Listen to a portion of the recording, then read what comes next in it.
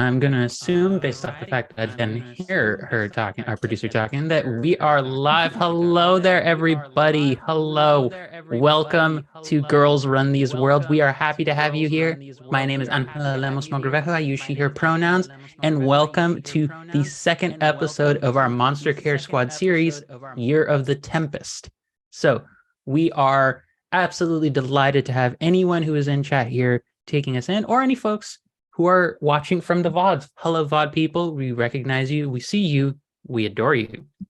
But before we get into anything else, just going to be real quick in saying that, again, before we jump into like cast introducing themselves very quickly, I want to note that this show in general deals with a lot of themes around monster care and veterinary sort of work, which can include, as much as we've tried to tone it down for the sake of lines and veils and comfort of the cast, the actual direct harm happening to creatures. There are still elements of care and treatment that can come up in the descriptions.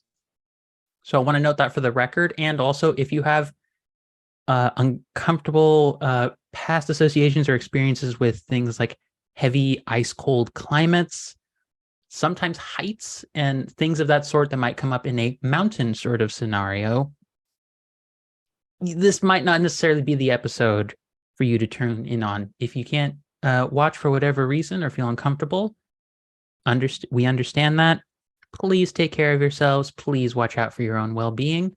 But those are a lot of the main things that I want to just get across for folks. But as we move into this, I'm going to just start calling on folks to say name, pronouns, and who you are playing in the game. Name, pronouns, little description, and we'll do our plugs for each of our cast members at the end of our session. So with all of that out of the way, let's start with the incomparable Rue. Okay, took a second to find where the Zoom video was. Hello, everyone. I'm Rue. My pronouns are she, her, and I am playing Ganan Archel, whose pronouns are also she, her. She is a sheltered academic, local yeller at the sky. I entirely forgot that was a thing, and I love that this is our starting point for character vibes. Speaking of great character vibes, let's go over to our own Gask. Hello, my name is Gask, she, her. I play Aster, also she, her, who is the opposite of sheltered academic, who who is basically raised in the wild and wildlife, and is doesn't yell at clouds either. We're kind of like a little opposite of each other, but yeah, she's got fun ideas like climbing on monsters and going buck wild when she can. Helpful traits in this trade that you've all chosen to pursue in a professional manner. But speaking of folks who are capable of enticing others and being an absolute delight while doing so, let us pass it on over to Minnie. Aw, shucks. Hey, everybody. My name is Herminia Sasado, but I typically go by Minnie on the interwebs. And today I'll be playing Garuk, the crop pop, aquaculture dad, and team huddler, I guess. His pronouns are he, him. A true delight, a wonderful joy, and a stellar performer. And speaking of stellar performer, we pass it on over to our last cast member, Nikki. Hey everybody, I'm Nikki, she, her, and I will be playing Farley, they, them, who is a mycologist and is weirdly obsessed with them, like weirdly. No obsession, no obsessive tendencies understood by any other players in this cast whatsoever. None of us know what a hyperfixation or a special interest is whatsoever. I've called out every single one of you. My neuro is so normal and not diverse at all. I'm the token neurotypical. I cast the wrong person. No, I'm just kidding.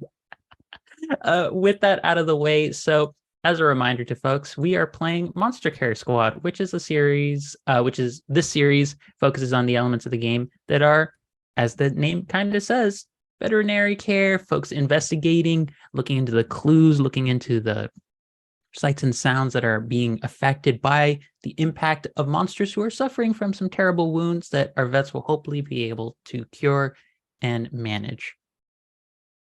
Which, speaking of which, during our inaugural episode of this series, the group found themselves a few months back in the past during the onset, not onsen. Onsen is a very different thing than onset, of what became to be known as the Rains of Rancor, an event in which the rains began to fall from the heavens and suddenly creatures began to go berserk, angry, just really out of it and very out of character. And the most immediate impact that was felt by people was a sense of danger, chaos, and also fear for those living especially along the coastline of our metropolitan city of Backfire.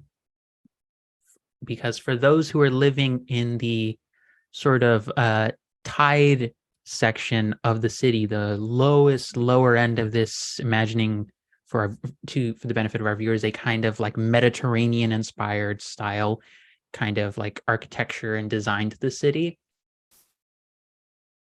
massive waves had begun rising and sweeping through the area and causing destruction. And the group were set about by their newly appointed mentor of Ephemera the Elusive to look into this matter, and with some helpful asking around, looking at some of the mycological residue that was left in the waters, and just kind of some general investigative skill, the party discovered that this creature causing the chaos was a massive dragon turtle, said to be the guardian of Backfire itself, Anaya the Tidebearer. Taking some time to find Anaya's current secluded cave out in a local island that was being used to study more specialized fauna and flora, the group, with a rather impeccable set of roles, managed to successfully cure the wounds afflicting Anaya, and found themselves, upon removing the last crystal, I think it was Garuk managed to, shuck the actual crystals off of the back of the said turtle, found that once the crystals were removed from its back, a mysterious divine presence emerged. A feminine form that I already described it once in the previous session, but I'm going to do it again for the benefit of our viewers who were not able to see the first episode. A feminine form whose curls I can only describe as wild, impeccable, just flowing everywhere. These various tones of like autumn reds, auburns, browns, and just flowing, kind of akin to flowing nature. A gown that looked like at different spots there was like pauldrons of slowly fading leaves, and then at other points like a hem around the dress and outfit of flowers, a lot of them like marigolds and lavender, but carrying on even more down to this is a big gal is what I'm gonna say. Really, a lot of the gods in this pantheon are very big gals, because kind of have to gotta do the rep and all that. But this being seemingly emerged out of the crystal and presented themselves in front of the party. And that is where we are picking up in this cave a few months back, before we jump back into the present times. We are here with the party, having struggled a little bit, but managed to successfully cure Anaya the Tidebearer, who I should remind you is a massive dragon turtle occupying most of this cave, but who seemingly is kind of resting nearby, just sleepy now, while this very beautiful feminine form has emerged out of the back of the turtle. So, dear players, as we enter our second session titled "And the Mountains Trembled," what do we do what is your first response to seeing this being emerge out of it? I think quiet awe sounds, suitable enough of just like, oh. Farley's going to go with very loud awe in that case. Okay. I To contrast. Similar contrast. I think Garuk will do like reverent awe, and then like quickly start trying to like take his sarape poncho off, noticing that like perhaps she would want something to give her something in difference to himself. Ganon is like flipping through her notes, it's just, like frantically, like there's absolutely nothing in my notes that has ever occurred like this after a surgical procedure. I don't know what is happening. All the protocols are out of place. Like it's So just, confused awe. yeah. And it's using that to like distract themselves from what is The going four on. genders. The four genders are all some variation of awe, apparently, Yeah. and or gay panic, but Correct. they're different variations of it. The being just sort of like, again, I should know for the record, she has been floating just sort of above the dragon turtle because God got to do godly things, and just sort of sets down on the top of the turtle and seems very like confused for a moment, but just sort of like walks over, and there's like a nice little like beach like tucked into the cave, and she just like steps down there, and she just gets all of your attention. I think she hasn't realized that all of you are in awe of her at this moment. Says, hello. Hello, my children. Have I disturbed you all? I think it might be us that's disturbed you, actually. Our apologies. We were just trying to help this dragon turtle. There was some rampaging going on, just some light rampaging. I don't know if you were seeing that or not. I was, but I thought it a terrible dream.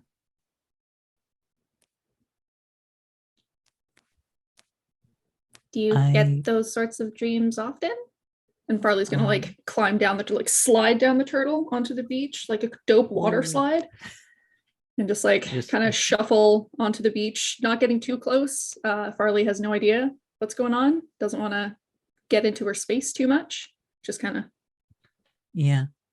Zir sort of just responds and says, well, all I remember was deciding that it was still so long until the next cycle would begin, and I would be able to see my kin and be amongst all of you without a sense of prayer or reverence. So I wanted to come and see all of you, to be amongst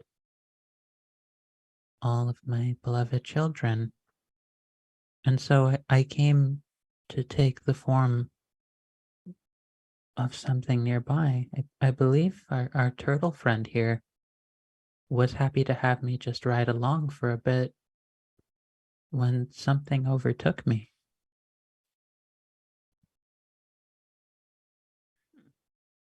Well, there was a really big storm with some weird crystal things going on.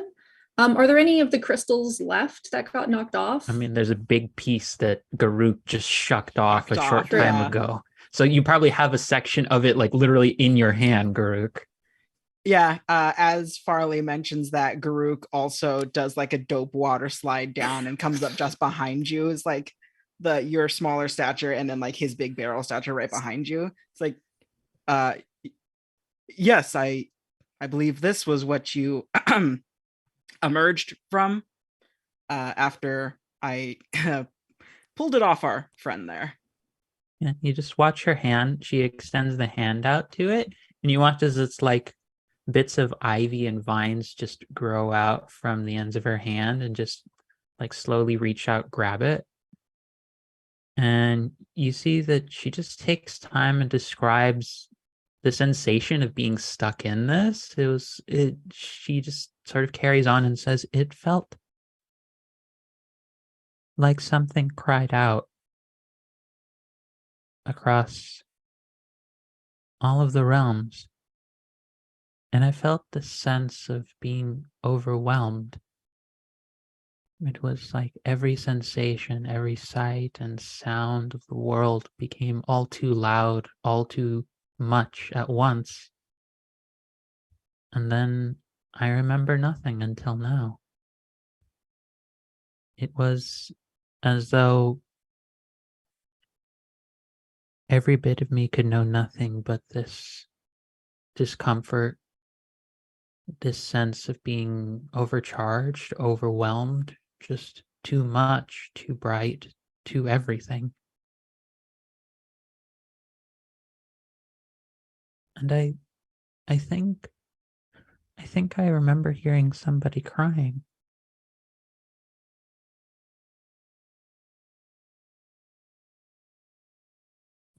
That might have been me. That battle is pretty intense. Can we help with something? I don't know if you can eat as a goddess, but I have a very calming mushroom for you if you would like it.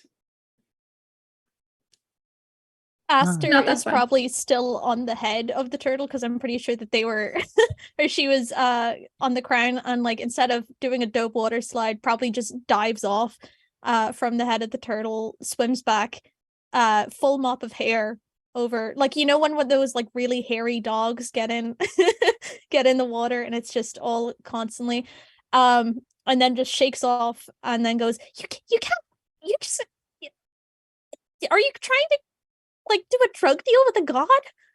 Mind your business. Oh, oh dear, you don't need to worry about me. I'm immune to most of these effects, at least in this incarnation. I do not know how devoted any of you are to any faith, but as is the nature of all gods that manifest, we are what you will us to be.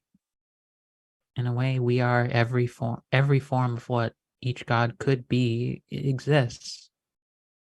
We are everything that you need us and want us to be. And if our charming friend here, and sort of looks curious, it's Nikki, I'm going to be straight with you. Well, not straight with you, actually. I'm going to be very queer with you and say that it's probably the closest that you would get of a god having a look of affection towards you because of the obvious outfit, and we described it as like an aura of like a certain smell that's around you. It's not like it's terrible, but it's probably something Farley's gotten used to. It's noticeable. It's the most smell ever. Yeah, it's just dank earth, and Farley doesn't notice it at all. Yeah, and there's a look of like, I'll get along with you kind of vibe. Yeah. Well, it's not petting. I mean, if you want pets, you can ask the god to give you pets, but you will probably die of gay. Not okay. Maybe Farley will, but Nikki definitely will die of gay. Yes, the best kind. But yes, but you just sort of see her. She says no to the mushroom, but they respond. And did you just tuck it behind your ear? Or is it just like chilling out? The mushrooms live like in my hair. That's why it's so big. Oh, right. Okay, that makes sense. That perfectly makes sense. And she says, I should be fine. I think I will see to our turtle friend here. And you see her walk over and she like puts her hand on the head. And mind you, she's only about the same size all of you are. Actually, I think she's, depending on how tall the group is, she's only about like 5'4", 5'5". She's about average. But Zir just sort of looks up, and you just see them just sort of like close their eyes, reach a hand out, touch the turtle, And it's like this very calm scent of... Actually, I won't describe what the scent is. I'll let folks describe it. What is your character's favorite smell?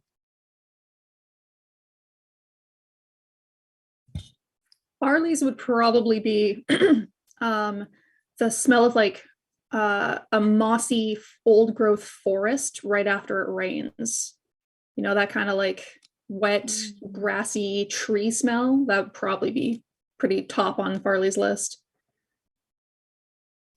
I think Garuk's would probably be the smell of like burnt wood and heated stones of an outdoor playa to be cooking.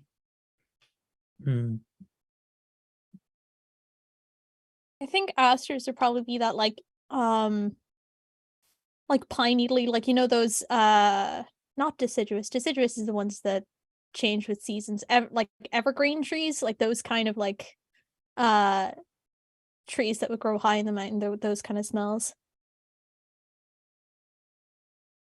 Ganan's would be, although she would never admit it, the like spices being cooked in oil as her like parents are cooking a home cooked meal, like just the beginning smell of like, oh, this is going to be really good once it's done. So just like cloves and mustard seeds kind of starting to cook up in oil. The moment you mentioned oil, I was like, so I'm just going to hear a description of ginger, there's mustard seed, there's coriander, there's nutmeg. For some reason, there's saffron. It's just like, what color do you want your spices to make your food? The answer is yes. Out loud, would she say that her favorite smell is like victory? Old books.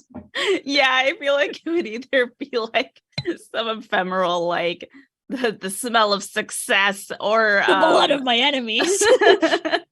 Or like, yeah, something like, oh, I love the smell of like all the chemicals when you're working in a lab.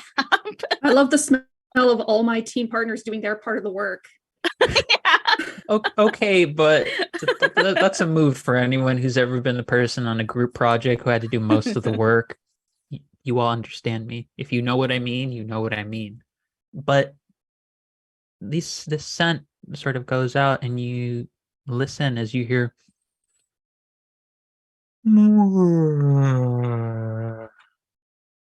It's just a very big, long, like, yawn as this massive dragon turtle just wakes up, big, sleepy eyes, just like,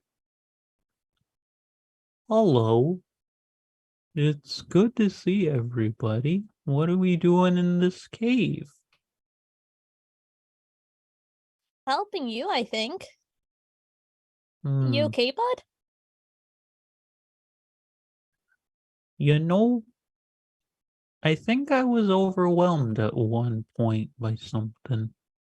It didn't feel very nice, but I feel a lot better now. That's good. I mean, was it the crystals overwhelming you?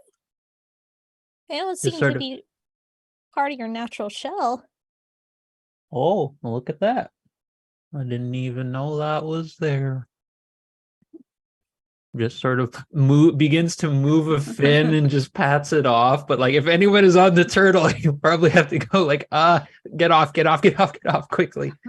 Sort of like, oh, hello, dear goddess. It is good to see you again. And you just hear her say, hello there, Anaya. I have not seen you since you were but a small egg. It's good to see you again, my friend. And the turtle just sort of looks very happy and just sort of like, have these fine young folks been the ones who helped me?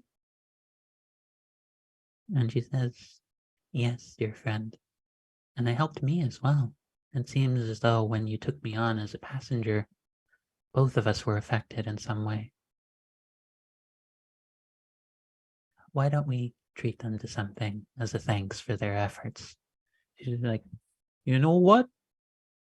That sounds pretty swell to me. And there's a moment where the mouth opens up and you start worrying for a split second like it's going to be the steam breath again. Because the steam breath is a normal thing that a dragon turtle can do, and it's very frightening. But you watch as it's just almost this like, I think someone in chat was mentioning they wish they could be in like an onsen and stuff. They let out this breath that fills the cave, and it feels like you're effectively like in a sauna, like just this coat of warmth that just feels so comforting. And I kind of want to give for any of the folks who did happen to choose for their advancements, because the way the Monster Care Squad works is whenever you are able to heal a creature, the vets get to actually pick an advancement. If anyone has taken the advancement to gain a gift from either from the creature, please let me know right now, and we can, in this moment, describe to our delightful audience what that effect of that gift is. So who amongst the party decided to go with taking a gift from the creature? I did for Garuk. I believe it was take something from the creature / the goddess. Mm-hmm. So I took something that I like to call crystallized touch. So because he is very much a warming kind of father figure who's trying to help anyone around him, it's kind of I would assume kind of crystallized, and it looks almost like his knuckles have like a reflective gleam to them now, but when he focuses hard enough, he can touch something and almost feel coolness going from his touch to wherever someone is. So it's kind of like the cooling feature of icy hot, but in a warm touch. I know you said icy touch, but all my head can think of is just my mom doing vapor rub. Yeah.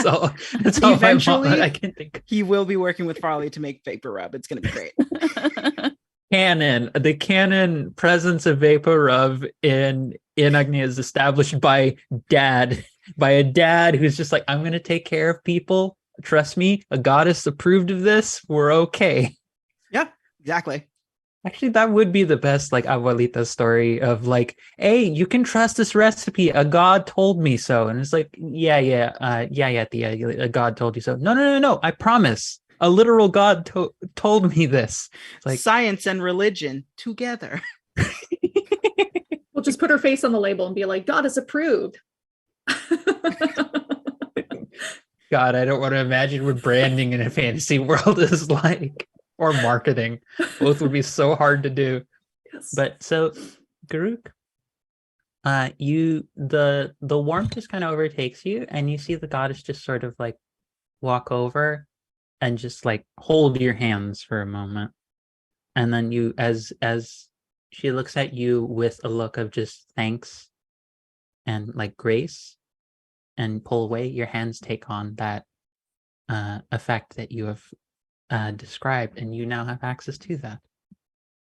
Did anyone else take it upon themselves to choose a monster gift benefit for their advancement? Yeah, Ganon also took a monster upgrade. One from the book. Trust me on this one. You recognize the behavior of this monster, even if you can't remember how or why, and can now roll any stat instead of acuity. So I think this is an interesting one for her to take, especially since she's so by the book and not really intuitive, or at least doesn't think of herself that way. So I think it kind of she just starts to like note things as we're kind of sitting here, where she almost like hears or like sees kind of like heat waves and things in this turtle dragon. It is kind of trying to like wave it off, like she's like, oh, maybe I'm like really tired from all that work, and like why am I like hearing where the pain is? So you just see her kind of like trying to wave something away, like as if there's like bugs or something flying. Like she's just very twitchy, like kind of in the corner where she's like, oh, get away from me. What is this? If it's okay for me to add a little something to Yes. that as well. I think you also like see her looking at you with it's a look of like normally when folks use the term like piercing, it kind of implies like a seeing right through you kind of thing, but it's piercing towards you, Kanan, in a sense of like you don't need to hold to that all the time. Like there's this sense of like that message being conveyed to you. And you, as you're looking through your books and the notes and just like, oh, I'm just writing this down. I have to do this by the books and like get everything, make sure it's documented and stuff. You see the pages, like a couple of them as you turn, you start seeing, I'm imagining it sort of almost like a calligraphy kind of style thing where like things are just sort of spreading out and like as though someone is like actively like drawing them across the pages, but it spreads out in the way that mycelium kind of spread out with fungi and like plant roots do all across the pages. And you start seeing like depictions of various creatures that you've never interacted with, but you see visions of them in their natural habitats, of you being there, not but knowing intrinsically, just internally, that you are not in danger and that being there out amongst other people is not inherently like a dangerous thing. Whether Kanan chooses to accept that information as truth or not, I will leave up to you. But you just have this sense of like her looking at you and being like, there's more to this world. Should you choose to pursue it, the world, the knowledge of it all is open to you. It's almost like an internal like conversation or a message delivered to you of here is an offer and an opportunity. Whether or not you ever take it up in your life will be your choice. It will never be an imperative. It is a possibility. And then it's just back to the cave. But this calming aura essentially treated as the moment of like each of you take your advancement. The goddess just sort of rests there. And she looks at all of you and she says, I have the sense that there is going to be a lot of chaos coming for a bit. I do not think this rain that has happened is a one-time deal kind of thing. I did notice earlier that you said you felt it in all the realms. So the storm isn't just here, is what you're saying. Somewhat. It is more that I felt as though someone was crying out not just in Backfire, but across the continent and reaching through the veil that separates different realms to reach those of the who live amongst the divine, those like me. And you get the sense, being more direct about it, is that like whatever Z has heard, it is affecting like the gods themselves have heard it. It is like a cry for help. So what you're saying is that you, goddess of like, chaotic nature and all that good stuff, are saying this is a not natural thing that's happening and is like a bit overly chaotic and bad? Nature simply does what it does. That is nature at its best. This is an escalation of that.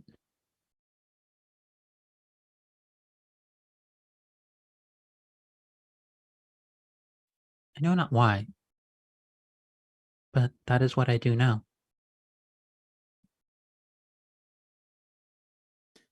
Do you feel it even now, or is it finally quieted? I believe it is quieted, but I do not sense this will be the last time. And it's like a moment of her, of them kind of,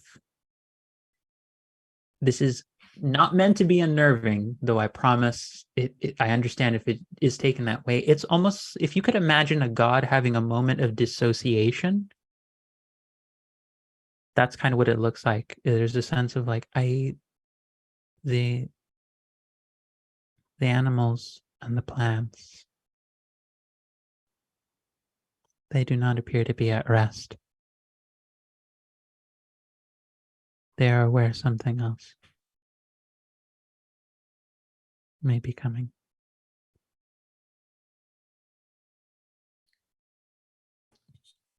Well, I don't like the sound of other animals and plants being in pain. No doubt this is something we need to inform Fenrir about and the others. Mm-hmm. I'll do what I can.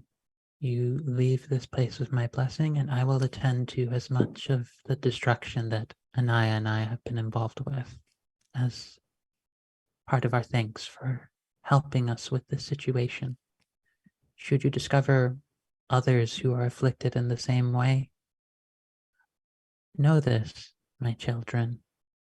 They do not wish you harm. At least, not of their own will and intent. Share with them the kindness you have offered me today, and I promise they will reward you as I have.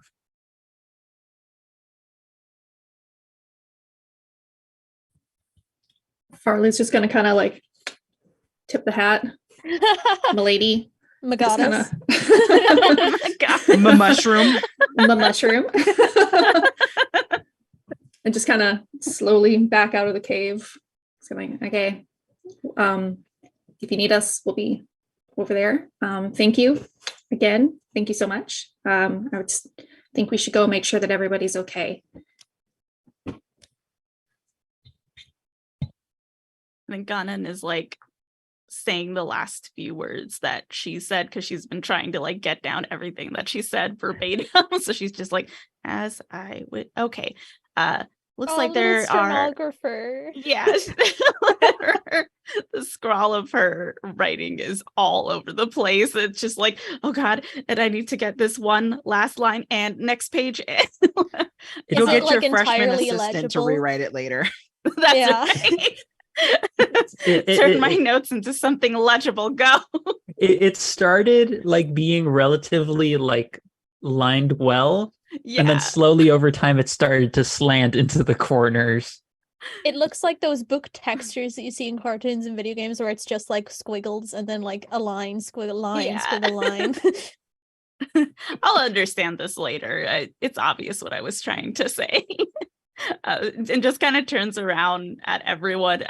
She just assumes that everyone is listening, and she's like, okay, there are a lot of variables that are still unanswered. We don't know why there's weather going all over the place everywhere, and the crystals, what's that about? And it's just like, she's like, I'm assuming everyone is just keeping up with me and is like walking back, whether or not anyone is listening or not. Literally getting on the boat and doing all the rigging and starting to head out already ahead of everyone else.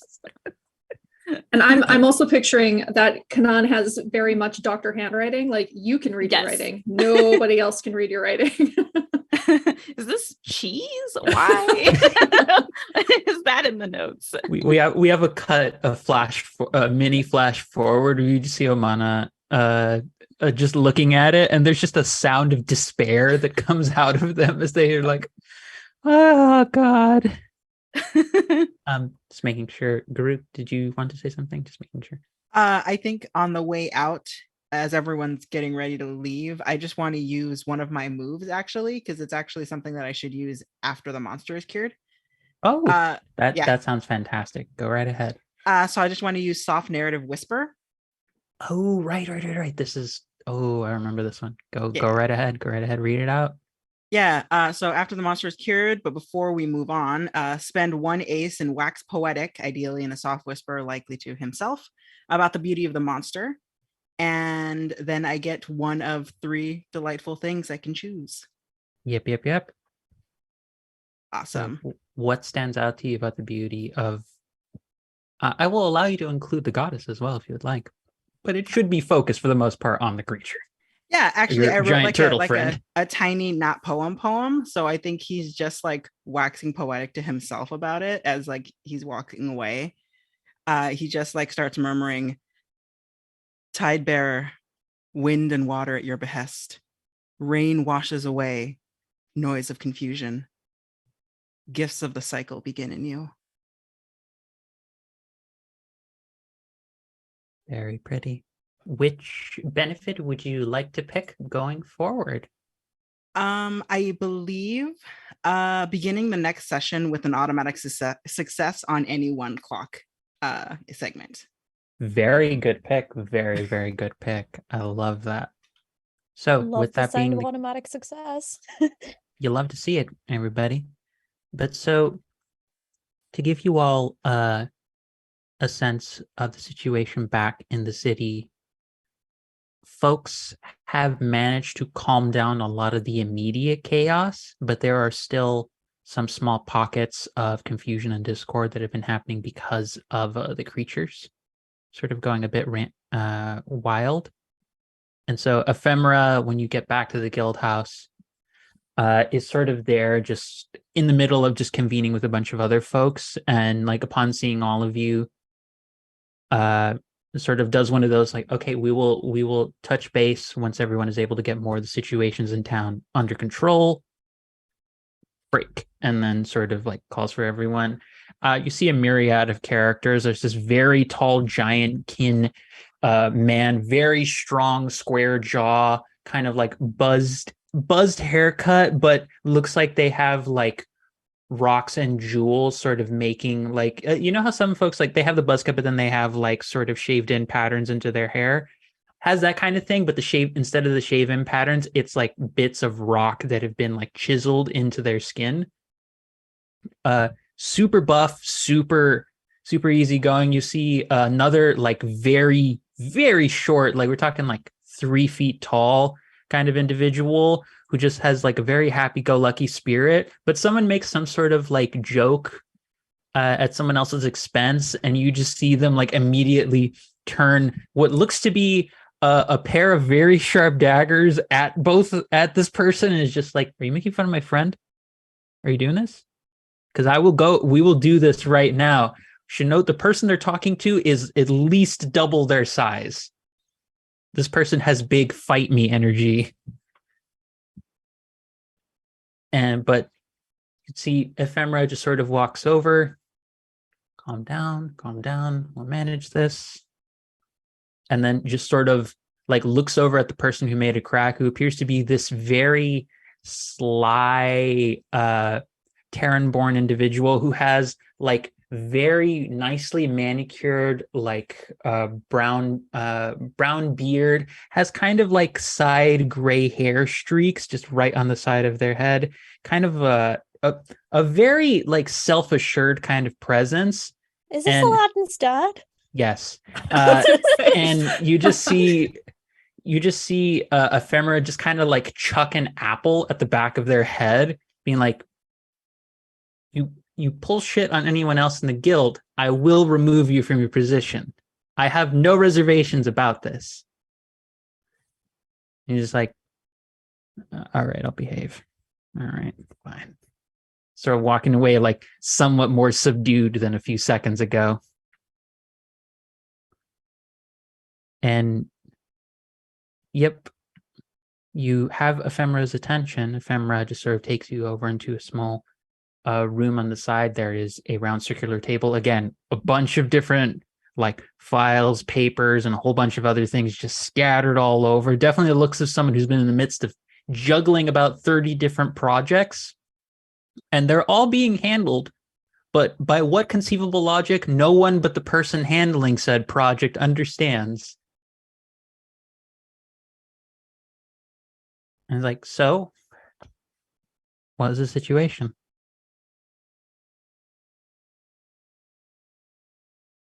Bad. But like better than it could have been since we were there. But it seems like the situation in general is kind of bad. Yeah, the little one has it correct. Help the tide bearer, and something is crying that's affecting the gods. Was a giant turtle and crystals involved? And then a goddess one came of out the of the gods. crystals. And she was really pretty.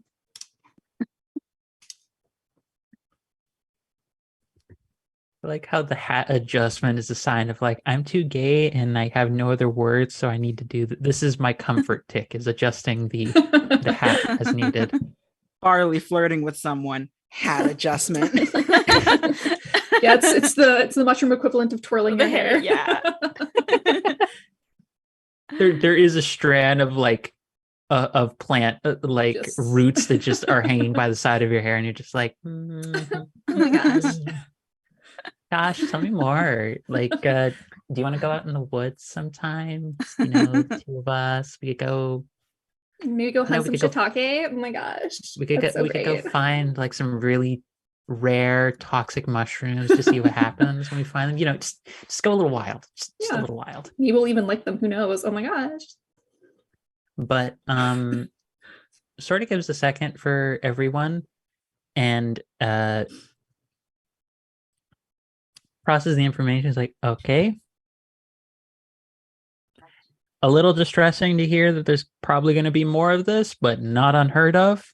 Let me go see them pull out giant book that the moment it lands on the table, you hear the sound of like things buckling on the table. Like, it's far too big. Thank you. I was really hoping Nikki would pull out that book as a demonstration of size comparison. Beautiful. Bless you, Nikki. The thing weighs like 20 pounds. Yeah, Smacks this one's this like book. 40.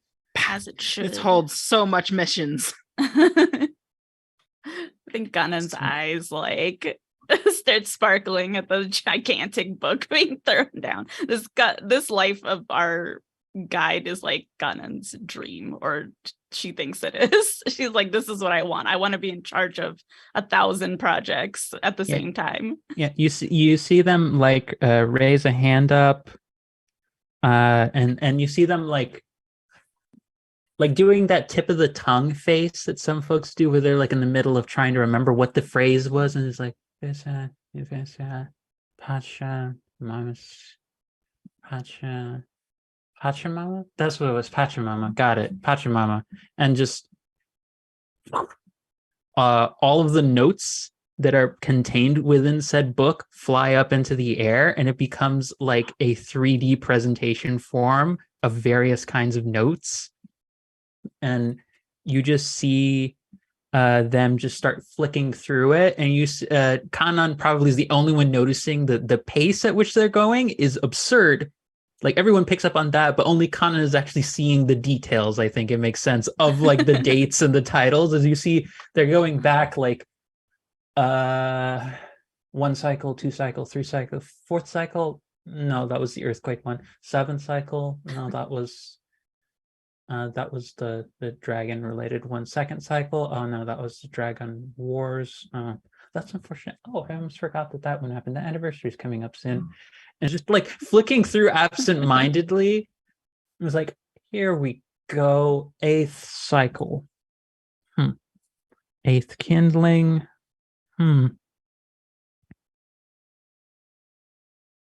Well, you said I was something affecting the gods, right? Well, the gods could hear it. Like a cry for help? Like a cry for help. Yeah. Interesting. Then they said something about they were riding on the tide bearer, and then they heard the cry for help, and then they sort of just lost themselves in it. And then they thought they were dreaming, which is what all of the gestures out the window to the destruction at the water. And Gunnan like pulls out a paper. Here's a summary of everything that I have, and it's just like just a scrawl of who knows if that really is even writing anymore. Yeah, and she's just like, here you go. Yeah, you I see wrote them pick down through for it. you. Oh, you have fantastic handwriting. I love it. I really should improve mine to look better like yours. And you note that their writing is very much the same like Kanan's writing. It's the doctor script of just like, I feel like Gunnan blushes. Yeah, it's like, why are you complimenting this? No one can read this. I'm like, obviously 2 people can read this. That's more than enough. Kanon's gonna get an A in reporting to your boss, which is a realistic thing that you can get. But I'm it's like so excited about that. It's like Amy Santiago. Some big Amy Santiago vibes. it's just like looking through it, it's like, huh. Well, so if that's the case, if it's something that's affecting the gods directly, but it sounds like it's a cry for help, it's not an utterly antagonistic thing. This might be a family related thing, actually. Like an awkward family dinner kind of family thing? Or like we're cutting ties, burning bridges family thing? Probably closer. Starting right now, I think we're seeing the awkward family dinner kind of portion of it. We might later be seeing the cutting ties kind of portion to it, but that's what it seems to be the case. You see them like pull up some historical notes on like a few previous eras where the rough gist of it that you get, the like TLDR version of like several of like an hour or two of historical breakdown and a bunch of different notes, is that the different deities can affect one another. Their power is ultimately tied to faith and worship now. This was something that was decreed a long time ago by the divine bird, by their parent. But for something to trap it, that has to be an enormous sense of effectively sensory overload. Like for something this bad, this level, to actually like make them feel like they're trapped somewhere else or just sort of dreaming, and to capture and hold the essence, not bind them, but just trap them for a bit and make them think that they're lost in something, especially something organic. It might just be like a family related issue. Like this might be something that suggests that the origin point of whatever this crisis has been, or is going to be, is something divine related. It's not an outside source.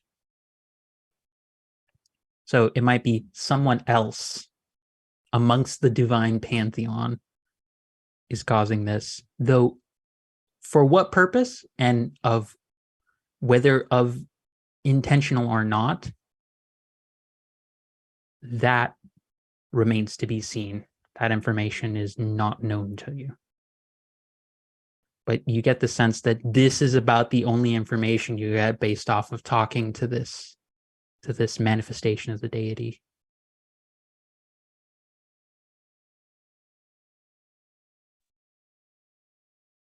Okay, so awkward deity family dinner. Those of us down here are the guests in the next room who are trying to avoid that this yelling is awkward. Okay. Yeah, we're the girlfriend of the guy whose family this is, and they're all yelling at each other. And we're just like, okay, we're not here though. Don't look at me. He's just Do not perceive me. Yeah. Says, I'm going to my room, and slams the door. And we're just like, good soup. Yeah, I was like, this stroganoff is really tasty. Can you share the recipe with me? But that's about all the information you can get, because it's about then that Ephemera just sort of there's a knock on the door, and there's more notices of like folks needing some help to sort of getting the areas under control, because the information that comes in now is that this is not a localized phenomenon. This is something that starts affecting all of Agni. And it's right about at this moment that we move out of what has been the first session time flashback portion to where the group is working now, to where it's still in the city at this moment, but it's been a few months of working with each other to try and see like what the whole depth of this sort of issue is.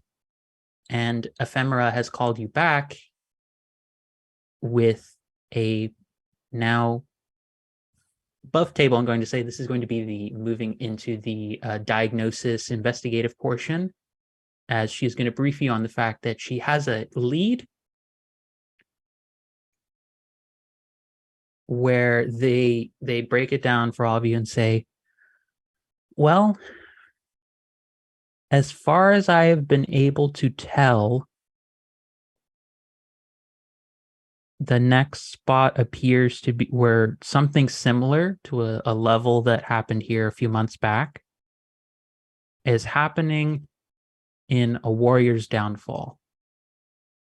So it's happening in the mountains nearby. I know that place. Oh, good.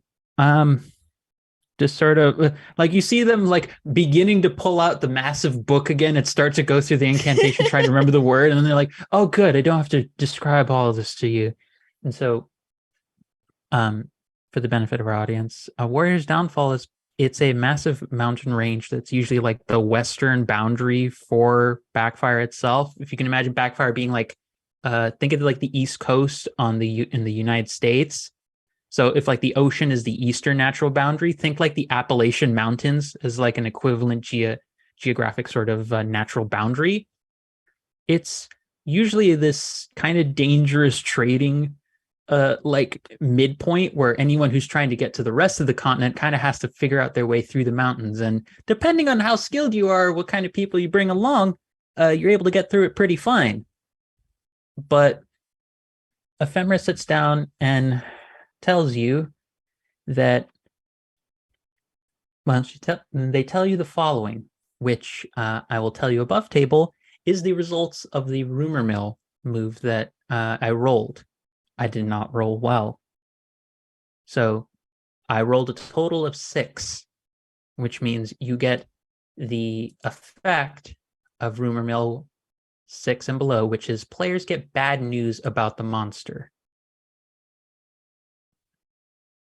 So essentially what you get in terms of news is that the mountains can get extremely cold. These are very high altitude mountains. It gets harder to breathe up there. Folks create whole sets of clothing that is in styles of like wear that is specifically designed to manage the cold that only appears in the mountain range. However, that cold is not supposed to be for a few more months. There have been localized appearances of whole blizzards affecting portions of the mountain range. And from what people have been discussing so far, from what the other guild members have found from initial scouting, there have been tremors rocking the area as well.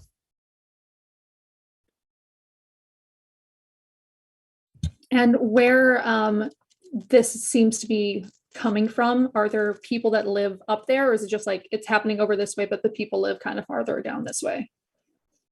I'm going to let Aster fill that one in because Aster, amongst our players, is actually the one who decided in the midst of character creation to want to be from A Warrior's Downfall. And specifically, I'll let Aster fill in the particulars about it, the community in the mountains.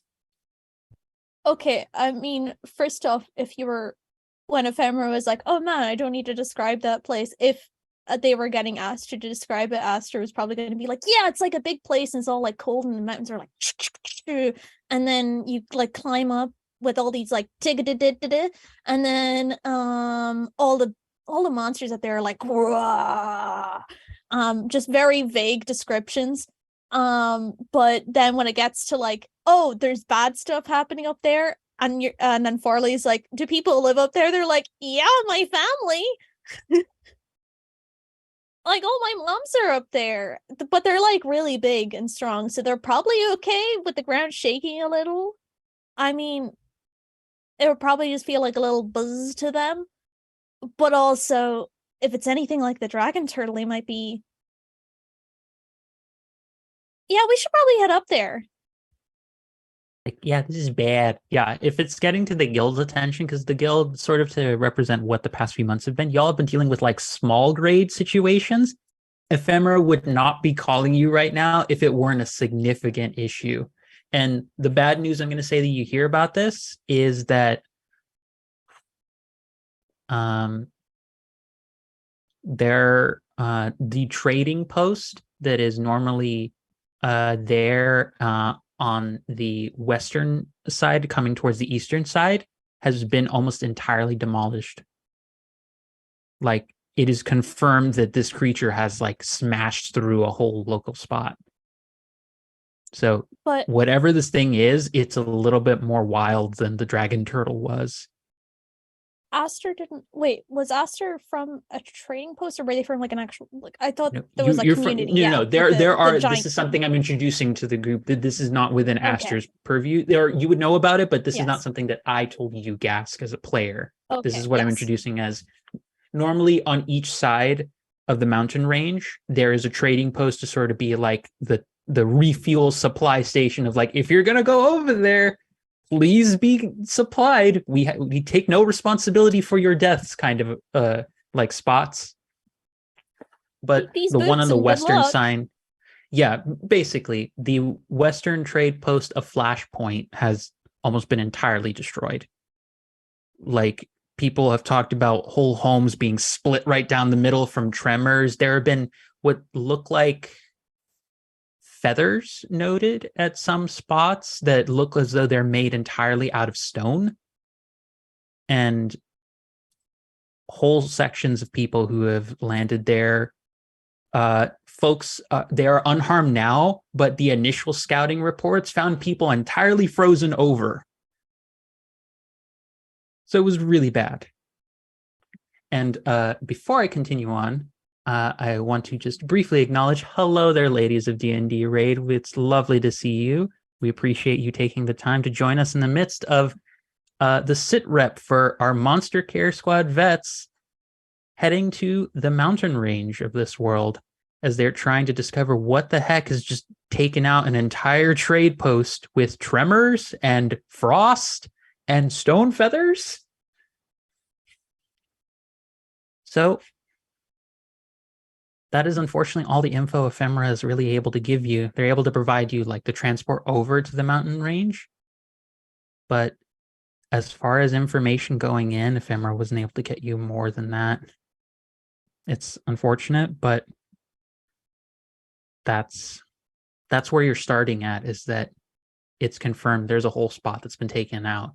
At least when Backfire situation happened, the coastal communities, there was a couple things wrecked, but nothing that wasn't able to be rebuilt quickly. A whole trading post going down is really bad. So, my dear players, this is where we transition into the diagnosis. Yes, I think it's the diagnosis, if I'm remembering that phase. Yes, diagnosis. So this really comes down to investigation and trying to figure out what the heck this thing is, and also what is wrong with them.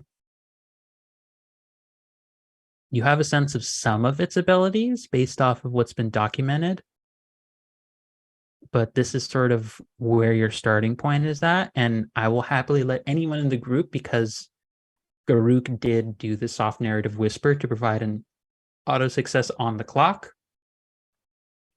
I will let anyone in the group narrate what starts getting you going for your investigation and what information you would like to ask of me about what's going on that you would like me to give you. Or you can collaborate as a table, but this is a moment where this is your first success that Garuk has provided. What happened? So we are currently at the start of the mountains, correct? Yes, or if Aster would like, Aster could have introduced you to the mountain community. I leave that up to Gask, because this is an episode, full disclosure, I'm making different episodes to help highlight each of the players, because I think that's a fun thing to kind of do. And this one is sort of Gask getting to have a chance to introduce folks as they see their community and their part of the world. So, or Aster rather, not Gask. I mean, I would like to know more of like Ireland and such from Gask, but that's a personal me thing. That's not a mechanical thing. This is it. It's just my bedroom here. It's actually really small. Have you ever met another Irish person? Probably not, because it's just me in here in my little bedroom.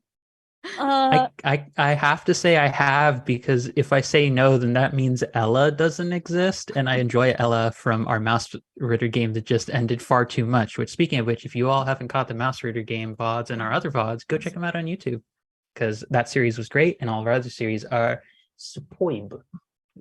But I leave it up to you whether, Gask, whether or not you wanted Aster to sort of bring folks into the community. Because you know that there's a lot of people you could talk to there.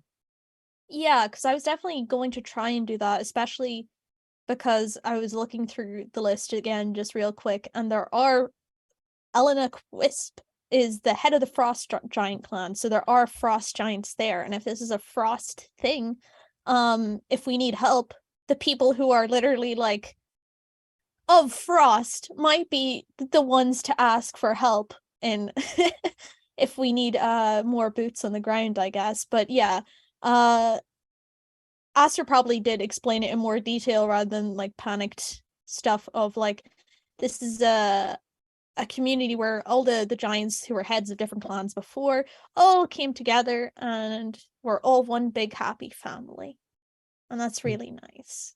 And Aster, who's definitely not a giant, was taken in because they take in other refugees because they know what it's like to, you know, feel displaced or not belonging.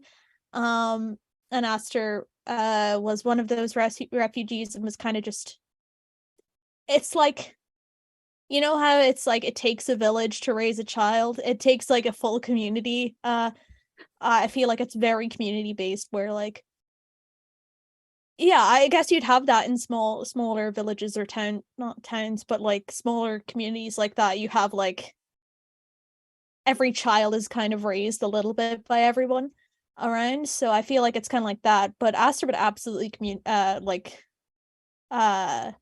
let everyone in because she doesn't think you are assholes. Okay. So that will be your starting point, is to give you a sense of what, like, the kind of place you're starting at is. This is I will get on my narrative designist soapbox for but a moment and say this is a love letter to my communities in South America, to my homeland Bolivia, and that a lot of this place, this community and village, is very much inspired by the Andes. There's a lot of like terraced farming, a lot of sort of having built into the architecture and the rising of the mountains. These are folks who are used to high altitudes. So the kinds of places where literal athletes in our world will go and train in for a few months just to be better suited for the Olympics and much lower altitude. So these are folks who've survived quite a lot, but there's potatoes, quinoa, a lot of different legumes, a lot of different ways in which there's just whole slotted platforms for farming. The kinds of aesthetics and styles are very like llama wool kind of thread and such. You see a lot of different particular kind of like zigzag and striped colorations throughout it. And on occasion, there's like kids running around of various different backgrounds and origins who are occasionally trying to do. I try and think at times what a fantasy equivalent of like kids trying to do like cow tipping is. And this one, I kind of imagine for this community, the equivalent is like it's spit dodging, because some of the llamas are very temperamental. So folks will occasionally, depending on the age of them, try and dare each other to go and like poke some of the llamas that are being raised. It's here like one of and those buckaroo games where everyone gets like one poke and then you go to the next person, one poke, and then you see who gets the spit in the face. Yep. And there's goats, there's a lot of different beings here. In terms of like birds and such, there's a lot of condors and vultures that have taken roost here. And there's on occasion stories mentioned about folks about things like rocs, ROC, like massive birds of prey that take roost and occasionally are trained to be like the defenders of the village themselves. But the most notable thing, as Aster has already noted, are I believe I put it as 7 main clan leaders. Hold on, 1, 2, 3, 4, 5. 1, 2, 3, 4, 5. 6 main clan leaders who live here. All of whom are giants, and who the shortest one is about 16 feet tall, and the tallest one is about 26 feet tall. My big moms. Yep, it's a lot of giant moms. And a lot of the things they'll note about their appearance and attires, that a lot of them on occasion tend to have like hats and or crown, like headdress kind of equivalents. I'm trying to be careful about that particular terminology because I know that that term is more specifically applied to certain communities, but folks who have specifically attired themselves in different types of clothing that still has the elements of like native flora from where their clans originally came from decorated into the dress itself. It's not very unlike what Farley does with the mushrooms and such growing in their hair. It's a very kindred sort of practice, but there is a lot of that. And for anyone who's interested in what some of the folks in the village are attired as, go look up cholitas from Bolivia. They're kind of these like long, Absolutely flowy kind of like recommend. skirts with bowler hats. So think like the Little Tramp, Charlie Chaplin kind of like style, like little hats. I love this so much. But specifically for cholitas, it said that they were like too small bowler hats because of the way that they acquired them was through a shipment gone wrong of like too small bowler hats. So like they're just like little perched on their heads, and they have such cool like jewelry and designs to go with them. Absolutely would recommend looking them up. And they're all badass. Yeah. There's a single non-badass one. Fun fact, cholitas have their own wrestling practices as well, just because. Why wouldn't you? It's just a thing that came about. Some of them just climb mountains in their like in their like little their long skirts and like whatever normal fashions they'd wear. I think they trade out the bowler hats for helmets, whatever that's necessary. But the rest of their outfits are still as stunning as ever. But so yeah, those are the aesthetics and the sort of world you're bringing it into. And if you need if you need a direct reference, go look up Machu Picchu as a sense of what the design of the village itself is inspired by. But this is the place you are at, and you are now in the diagnosis phase. What, I'll again say for folks, is your starting point of investigation? What is your first thing that gets you that automatic success because of Garuk's influence or just input? What got you some info, and what was it? I would think, I personally just table can yes or no. I would think it would just make narrative sense if the like instant success was Aster talking to the community, because Aster is from the community, so everyone would be more apt to tell someone who knows the culture all of the cheating that's happened. Aster's best friend just like moves through the crowd of giants and is like, "Oh my god, you've been gone so long, I have so much tea to spill," and then tells you the whole thing. Yeah, exactly. Like, where were you? There was a big bird in the sky.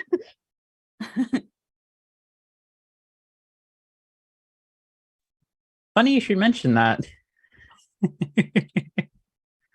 That is actually the one confirmed thing that everyone was able to agree upon outside of the various abilities and accounts of destruction. This for your automatic clock segment success, I will tell you, confirmed. All the accounts agree from the locals here, especially the giant leaders,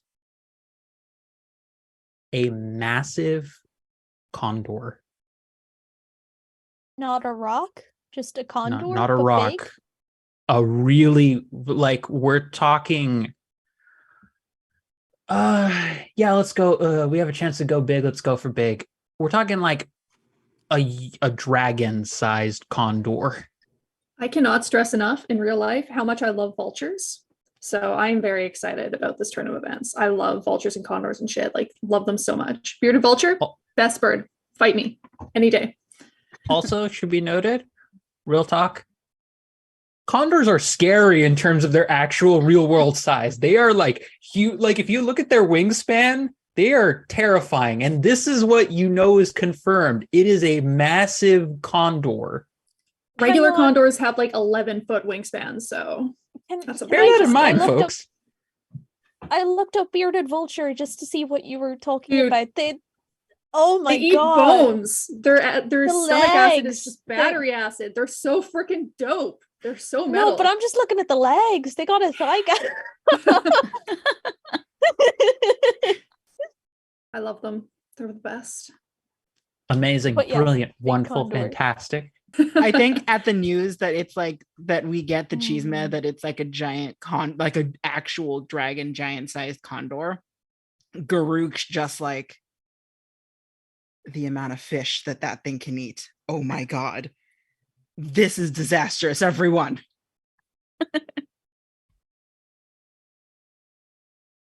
But yeah, you have your first bit of info. You know what this thing is. It is a massive condor. Condors are scavengers. So what is this giant thing scavenging on? Trading posts. Trading posts, Mm. apparently. Just whole.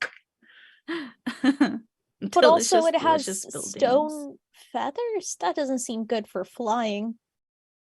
Mm. As we know it, perhaps Yeah. it knows something different. Mhm. And yet it does fly, which is terrifying. It's like a whole new family tree of condors. Yeah, just furiously scribbling in your notebook, like, we've discovered a new species. I must get the taxonomy. Oh my goodness.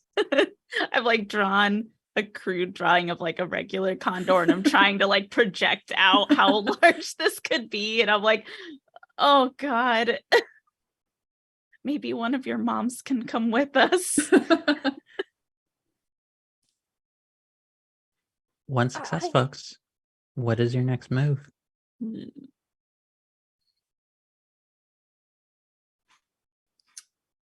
I mean, the most obvious one, but I feel like we already did that, was the pull a thread of like asking someone you know about it. I feel like that was our success one.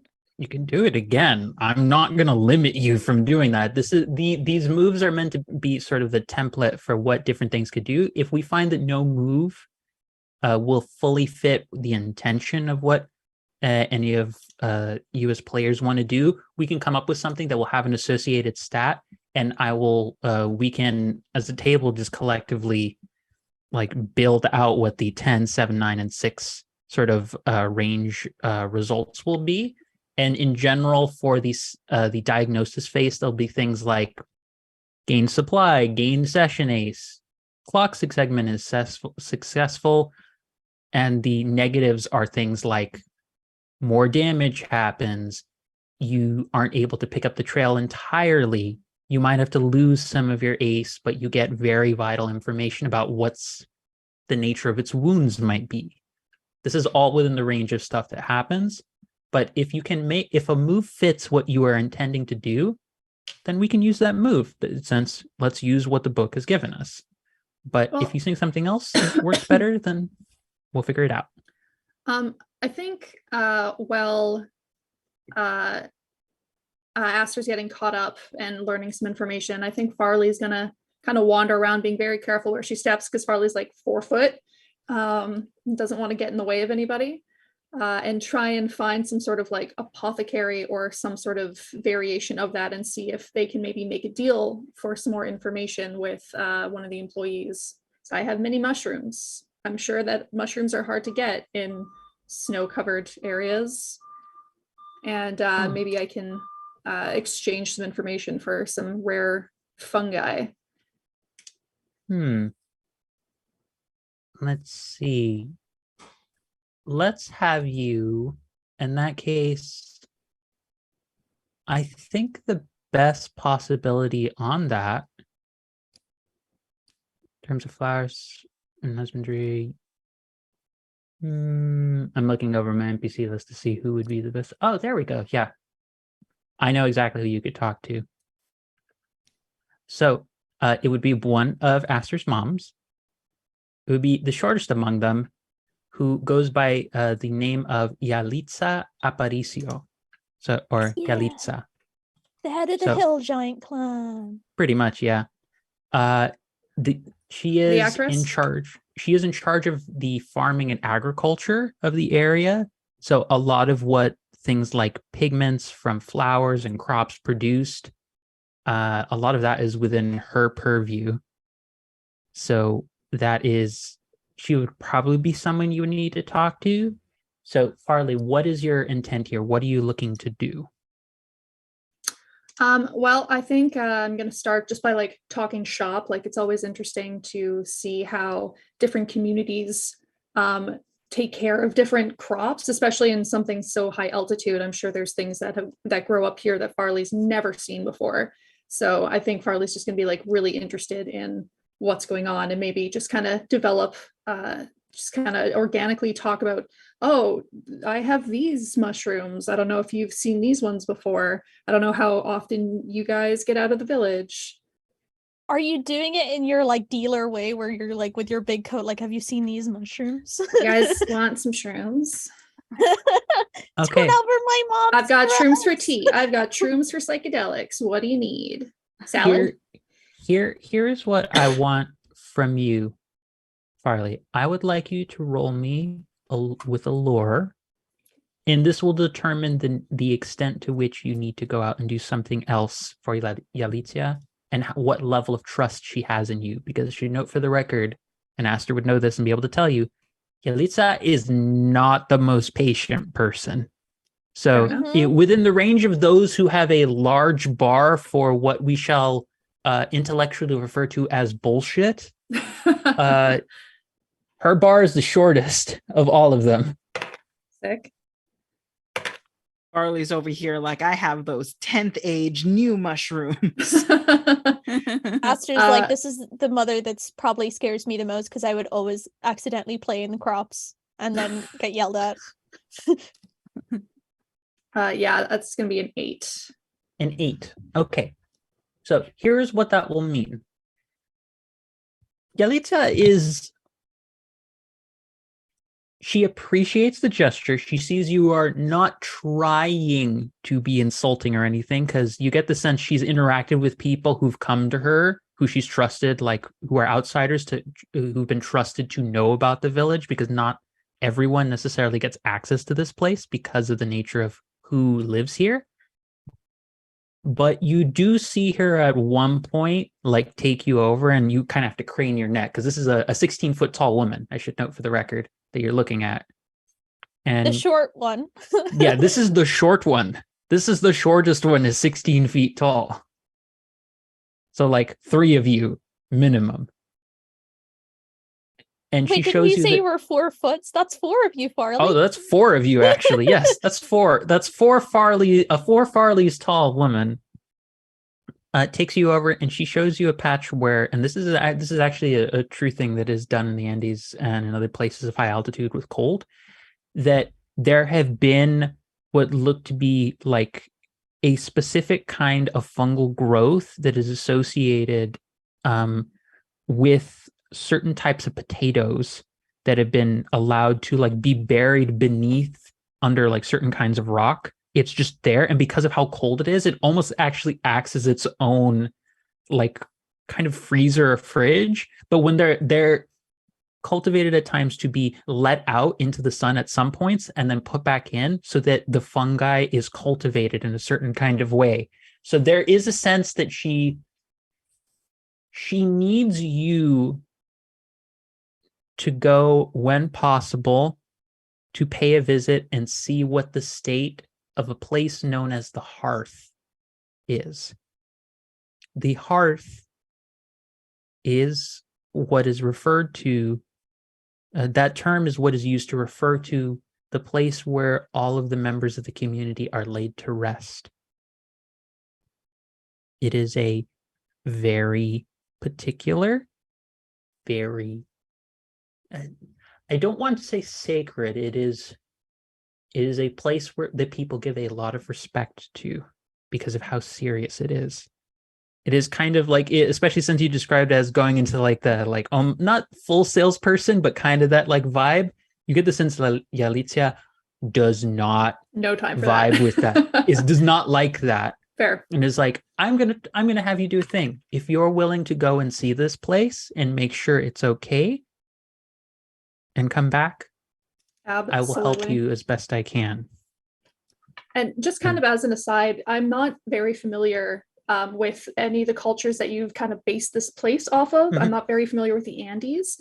Is the Andes like high up enough that they do sky burials there, like they do in Tibet, or? I don't know that personally. Yeah, I'm not too but sure. This one, the sort of burial practices here that if Farley is willing to go take the time to go look, or if the group is willing to go with Farley to go take a look, you will see that there is a massive opening to a cavern that should you Gotcha. walk in, you will actually find that the same kind of practice of terraced farming has been applied to the way that they slot people's graves. There's like a terraced sort of slot in stone tomb that is used to hold the bodies of everyone who has passed away. It is a place of, like, it is palpable how deep and how important this place is to these people. It is not a place of frivolity or anything of that sort. It is deep reverence. Gotcha. Okay. Like, basically think of it, you are walking into the graveyard of this community that they don't let just anybody go see. So no, yeah, mushrooms. I will be respectful, I promise.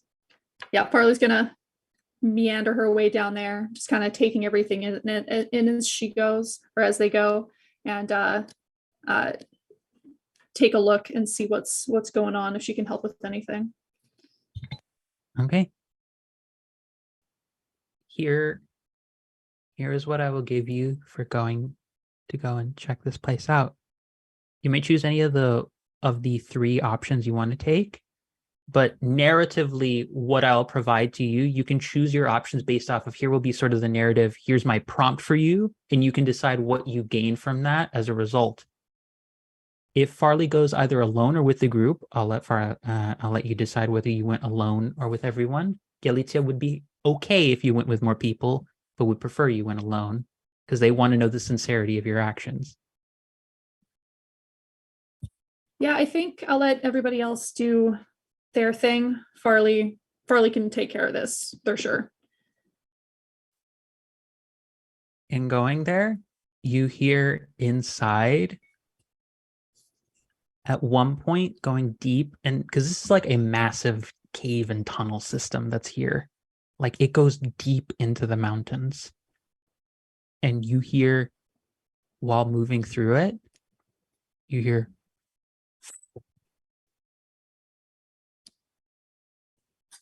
like huge wings beating, and there is a moment where like you have to be like duck down beneath something.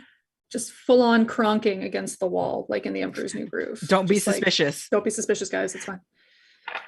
I was thinking of The Incredibles, where like the ships are coming through the tunnel, and Mrs. Incredible has to like fully flatten herself out, like exactly. And you get a glimpse of this thing. From what you can see, it's not a good look at it, but from what you can tell, the stories were confirmed. You were able to confirm the stories. The wings that you see out of this thing are entirely covered in stone. But this is the interesting detail you find. The stone seems to be being made out of the rock and stone that is here in the hearth. Do I see any other weird stone shapes? Like, is there stone kind of like climbing in areas that it wouldn't make sense for it to be? Like, is it like over top of some of the like the tombs or anything where it doesn't make sense that it would be there? Or is it just seeming to affect this bird? The bird, you just see it's almost like, imagine the effect of like an hourglass full of sand, where you can imagine it normally like falling down. Imagine it being sucked up, but it's the wings are like taking in earth from the tombs themselves to make the wings. Okay. So does it look like it's a normal size condor mecha piloting, like a really big condor that's made out of earth? No, it is just a massive ass bird who a good portion of its body and the wing, in terms of its wingspan, the wings are being made out of the earth that composes the tombs here. Oh. Or condors stacked on top of each other in a trench coat. All right. Stone Farley, coat, thank you very much.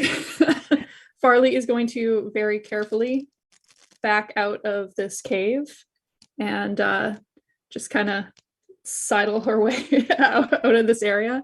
And at a very brisk pace, directly, not running, but like directly walking very fast to the rest of the group, wherever they are, to tell them what Farley saw.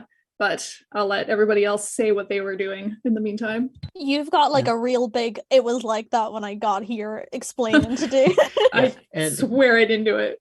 And I will say, so Farley, which of your elements, because you are able to obviously tell Yalitza the nature of what you saw in the party, which one would you like to pick as your thing for your make a deal success?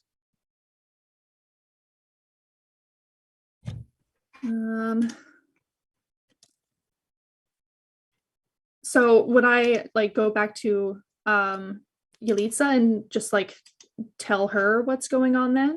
Yeah, she just wanted to know what was going on. That was the deal. I think I'll go back to her. I think I'll like walk towards the group and be like, no, more importantly, and then turn and go back and talk to her instead. Like, okay, so this is what's happening. There's a giant bird. Don't know if that's supposed to be there. I have a feeling it's not. We are here to help though. I promise we'll figure this out.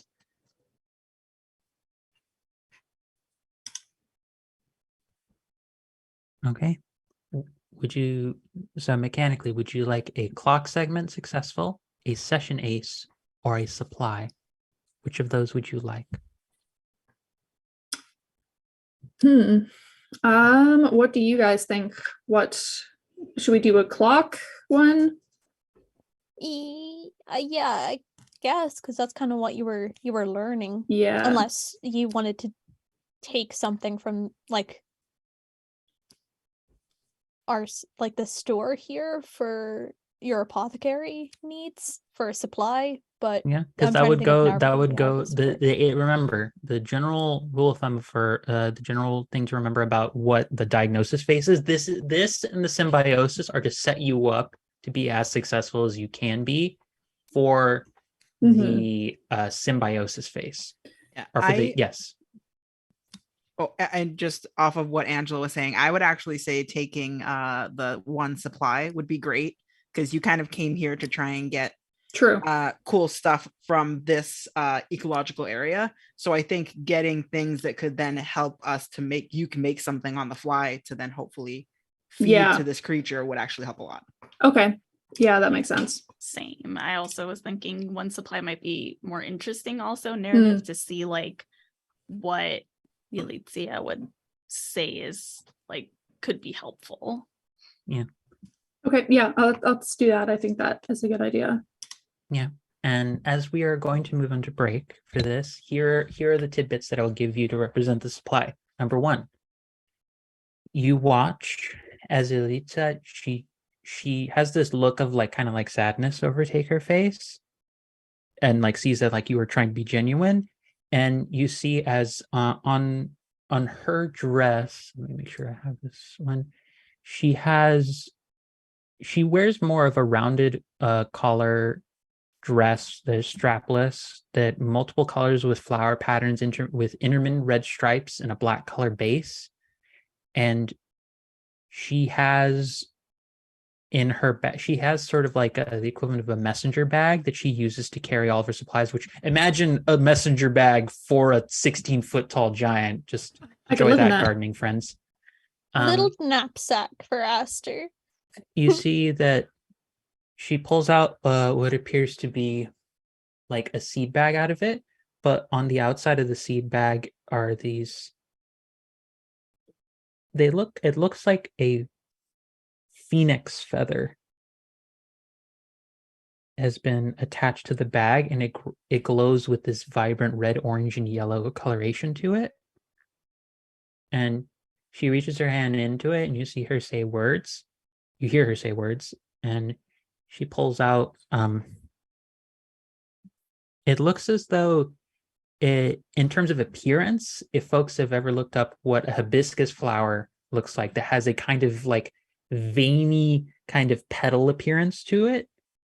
It looks like that, but imagine the cap for a mushroom has been turned upside down, and the pattern that you're seeing on the top of it reflects that hibiscus flower kind of pattern to it. And she says that this is cultivated specifically with the aid of what is referred to as an ignis shard, a literal piece of the divine creator of the world. That all of the clan leaders have one of these. This is part of what's helped them unify the clans and help them be together. And so she creates this mushroom variety that could go some way to helping you make a cure. And she also says, as the last thing before we head out to break, that the description you give of the wings and the bird appearance from what you could see, it reminds her of an animal that was here in the mountains for a very long time, that went by the name of Sochi, voice of the mountain. And with that information and a sense of who this could be, that is where we are going to take a break. So we'll be about 10-15 minutes for our break. Just a reminder to everyone to get water, take your meds if you haven't, and if you haven't already, subscribe to the Twitch channel and go check out our YouTube channel to see some other great shows that we've been lucky enough to get to showcase here on Girls Run These Worlds. And with that, we hope you will stay with us for the second half of our show when we come back, where our group is going to finish up looking into and investigating what is going on, as well as hopefully trying to help Sochi, voice of the mountain. See you all real shortly.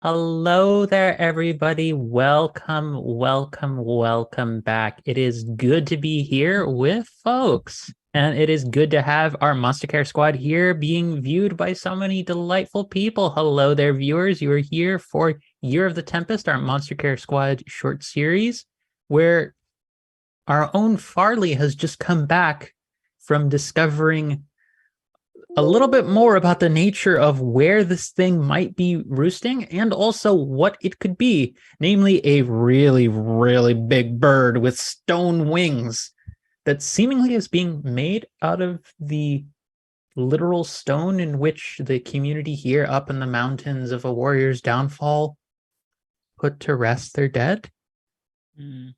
Grim stuff if you think about it for too long, which is why we won't think about it for that long, and we'll carry on back to the group who currently you have two supply, the one that you started with and the one that you've gotten from Farley's work and winning the trust of Yalitza, and one successful clock segment of an unknown amount that you need to reach. What is your next course of action as we jump into your investigative phase? We're going to try and finish this up and then move into the next two phases. So, what is your next move, folks? Rue, I was wondering, did you have anything in mind for Kanan for the investigative phase? Because if not, I have an idea. If maybe you want to run with it. Sure. The only thing I was just kind of like flipping through and had like thought In Harm's Way would be interesting for Kanan to do, but I did not have anything in particular planned for that. So I'm good to pivot. I was definitely going to do something like that too, where I was like, let's just climb up to see where the eggs are, like where this guy's roosting. But very much what I was thinking. I was like, what if we just did some climbing? Because Kanan, she's a climber. I mean, if you guys are down for that, let's do that. Just Dad trying to wrangle these two climbing. I mean, but we don't need to climb anymore, do we? Since we know where it roosts and it's in the ground. You know where it roosts, but this can also be in search of information as well. Mm-hmm. So this could be for other information because you have a sense of possibly one wound, which is the stone wings.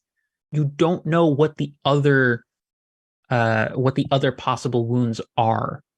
So you could be going somewhere dangerous that could have confirmed evidence of what its other abilities are. Yeah, which is kind of what I was going to lead to with my thought process, but we could do that with the three of us climbing up there and you guys being like, I want to climb up there and poke it, and then I can go faster than you. Yeah, basically. Does Garuk just travel with like kid leashes to just harness these? Oh, for sure. I've made them myself. They're decorative. They're nice leather. It's great. You're like, these are really fashionable belts that I made for you two. And Gunna's like, how come you're holding the other end of it? Aster uses her free climb ability and just halfway up the mountain just like disconnects from the harness and be like, too slow, and we just goes. So yeah. I will note mechanically, there is something, if you all wanted to do a combination kind of thing of working on the same project, there is a way you could try and do that, which is Treasured Insight has, when someone on your team is on the verge of a breakthrough and you have a relevant training or background, you can roll plus stat. And depending on the success, it might change something about the nature of how their next action goes. No matter what, if you roll within a success range, you will be able to help. The success band will just tell you whether or not it's like perfect and you can build together how you helped each other, or whether or not one of you got in the way of the other. So if one of you wants to roll for Treasured Insight with a relevant background in training, you can do that, and then the other could do it In Harm's Way, because it sounds like you're looking to kind of do like a combo kind of thing here, and I think that's the best way mechanically we could make that work. I mean, I guess relevant background is my grit, where it's like surviving this climate. Okay, so why don't we have you roll plus grit, and that because Kanan's probably not used to any traversing of anything, so this could help her get through this. So roll plus grit, Aster, and let's see what you get. Oh boy, why can't I roll? Oh. With the +1, big ol' 5. Oh no. Okay. Okay. All right. I feel No, like not that, all right. So that works because Ganon has a specialty where in short bursts can cover distances much faster than most folks. That doesn't mean like she does it well. So I think she's just like, I'm gonna just speed run. Somehow you this fall up the mountain. What could go wrong? And a lot of things go wrong, apparently. So here's what I'm gonna have happen. So, but before that, I wanted to say hello there, Critical Misses. It's a pleasure to see you joining us. You watch us as our monster vets here in our Monster Care Squad series are in the midst of investigating what appears to be an afflicted massive condor in a mountain range here in the world of Agni. So our group is trying to decide how to best combo their abilities to try and navigate to get some more information. Aster, our wild child, has tried very hard to help and has resulted in a 5 result in a PBTA system. So for those of you familiar with PBTA, we know how this goes. So Kanan, if you want to do in harm's way, you can continue. If you want to do harm's way, Kanan, you can do that. Here is the scenario that's what's happening. So y'all are looking for more evidence of like what this thing's abilities are. In the midst of looking around, Aster, you notice something too late to warn Kanan. Oh. You don't know where this comes from, but from out of nowhere, it would probably be the Flashpoint outpost that got destroyed. There would probably be some more evidence there. Out of nowhere, you just hear like this massive intake of breath, and just out of nowhere, Kanan, you managed to get out of the way in time. Or actually, we're gonna see what your roll does to see what happens with that. But you just hear, Aster, this intake of breath, and you just start seeing almost in like a dive bomb maneuver going all around the outpost, frost just being breathed upon all over the place. So Kanan, if you want to do in harm's way, you can. I'm going to tell you right now, because it's a helping an ally, I don't think that's fair to mark that as a not success for y'all. I'm just going to say it's going to make the situation much more difficult for Kanan in terms of what could happen. That sounds good. I feel like right at this moment, Kanan is like turning back at Garuk. See, I told you it's perfectly safe for us to be here. And all of a sudden we get this like frost breath, and Kanan's like, it just turns around and like moves. I will deal with that repercussion later.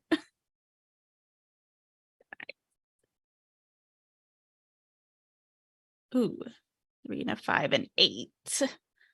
8. At least Okay. in the middle. So right in the middle. So in searching for the information, I will tell you what you get after you pick one of these. You get what you came for, but something dangerous and unexpected awaits. The situation changes quickly, too quickly for you to get what you came for, but you're in a good position otherwise. Or you get what you came for, but it costs you and you lose 1 supply. Ooh. Which one feels the most appropriate? Oh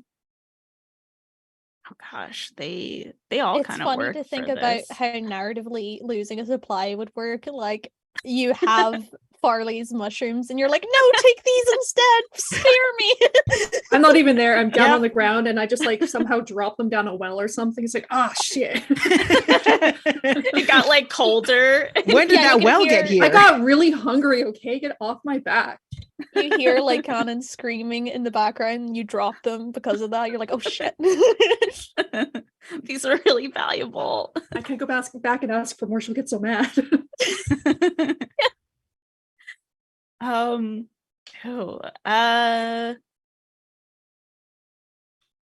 first 2 I feel like work really well. I'm just like undecided on whether it's more interesting that we came when we want, or we get what we wanted, but something dangerous and unexpected awaits, or if we don't get it, but we're in a good position otherwise.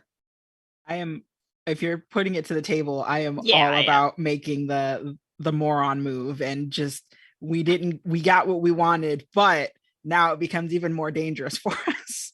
Yeah, I'm down with that. I think that makes sense with like what's happening, where we just really took a big leap and we're like, this will go well, right? Okay.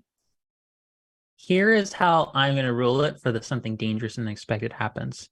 I'm going to ask, because was it Garuk and Kanan were involved with this at this moment when Aster was trying to help? Yeah, Garuk was like at the base of the climb and was like, I don't know, guys. And they were both starting to go, and Aster just ran up. So here's what I will give you, and here's what also I will take.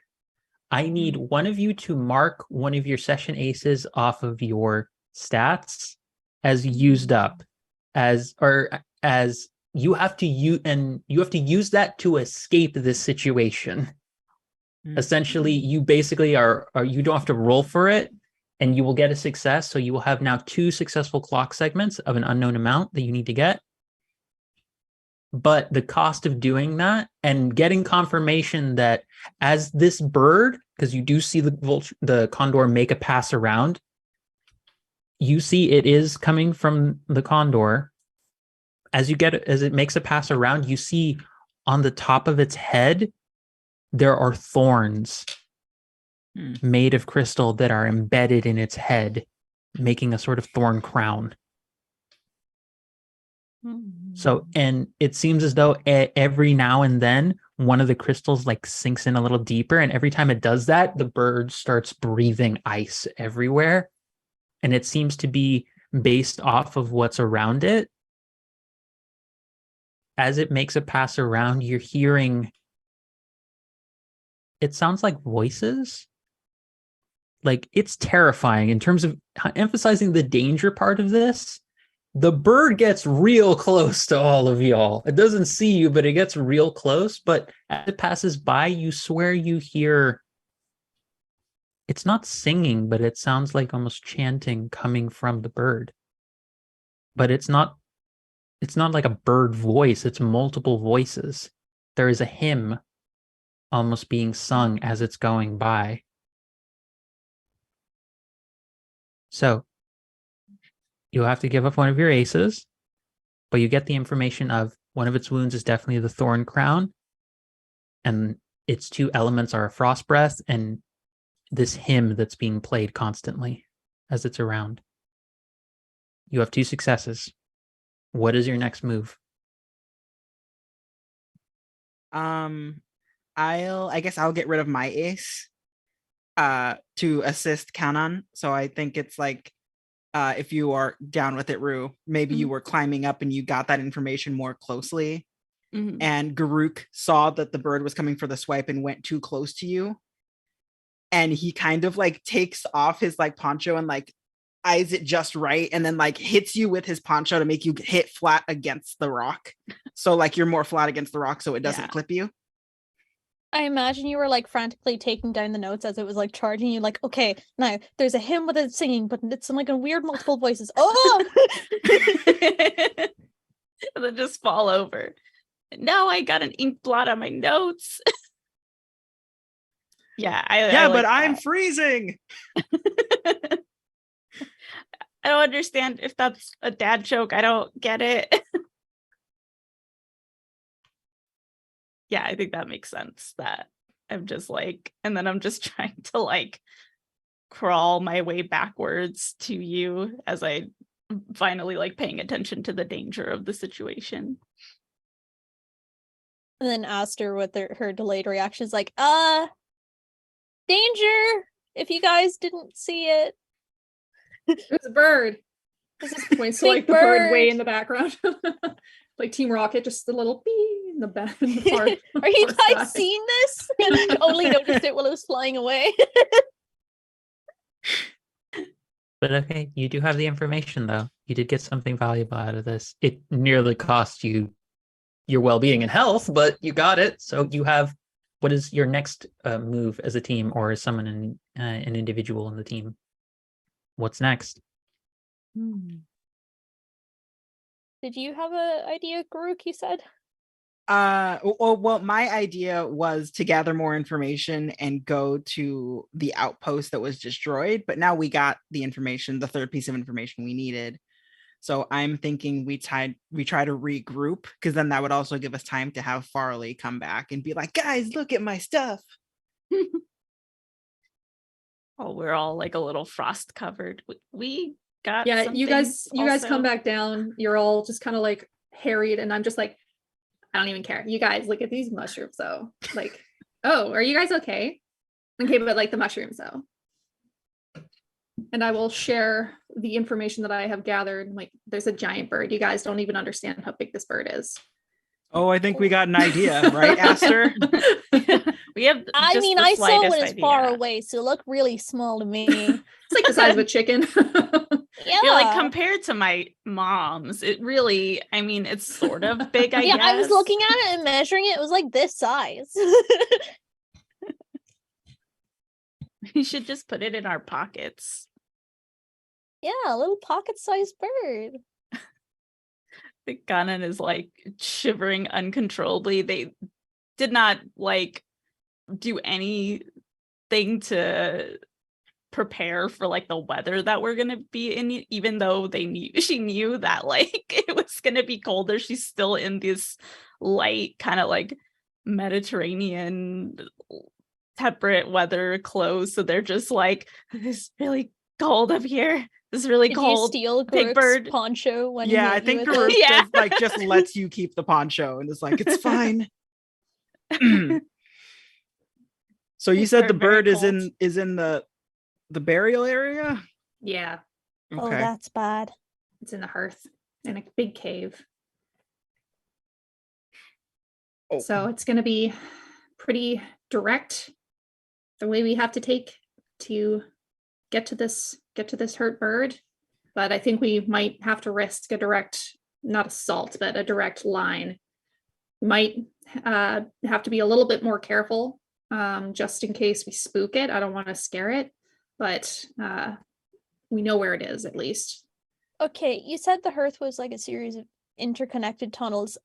Is the entrance that like Farley and I guess the main community would go through, is that the only entrance, or are there like other entrances like other side of the mountain? There are probably other entrances. This would be a process to try and find the other entrances. This is like the main one because this is really like folks know the path. This is very much one of those like, how do you navigate this kind of place? And everyone's just, it's what I will lovingly refer to as how like my East Coast relatives used to refer to giving directions, which is like, instead of giving you, oh, go left here, go right here, go take this left after you go this amount of miles, they'll be like, go 5 minutes down the street when you see the McDonald's that has a broken tree on the side of the road, like, or like has a branch that's just broken to the left, you take a left there, and then when you see the alleyway that looks like it has like 3 trash bins that have been like a car ran into it, you're at the right spot. Like, that's the equivalent of like, everyone here just kind of knows.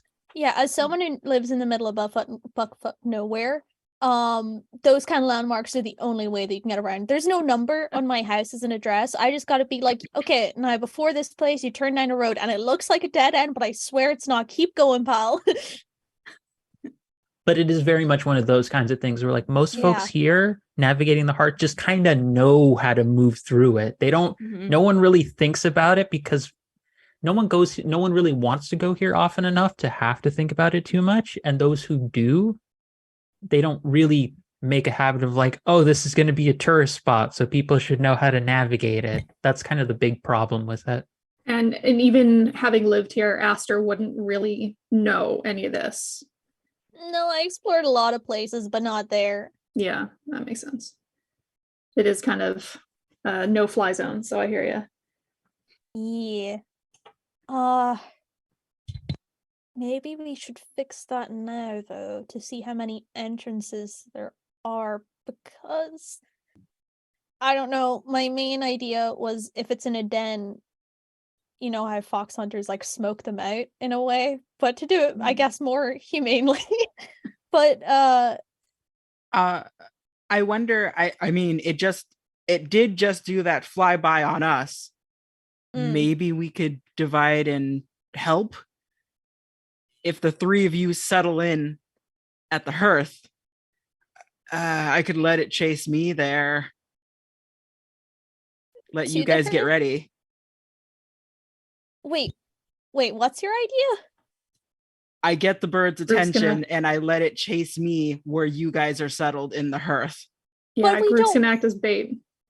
Yeah, but why would we want it to chase you back to the hearth, the very sacred place? No. we I think respect? Aruk's saying chase him away from the hearth Yeah. while Okay. you are all investigating in there. I think that's what you Oh, meant. If I have that okay, right, Minnie. okay. Yeah. Yeah, not chase it back to the hearth. No. Chase it away from the hearth so Yeah. you can all go take a look around. Which I would put it down as Garuk. If you wanted to roll for treasured insight, and then someone else wanted to roll for follow the trail, I think that sounds like the best combination to do here. So we can see how helpful Garuk is in the situation to keep it away, and then how far you are all able to go. This will, I'm going to say right now, for sake of time and expediency, this will cost another ace, like another one of your training aces, in order to do this.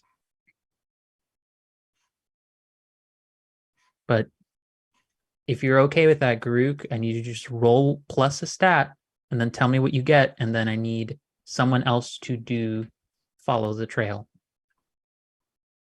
Okay. Is everyone cool with that, just to get more information on how exactly to treat this creature? Yup. Mhm. Okay. Sounds like a plan to me. Yeah. Okay. I guess I'll roll plus grit just for him to keep moving. Dodge and Cardio. weave, dodge and Cardio. weave. For cardio. Roll for cardio is essentially what we're doing here.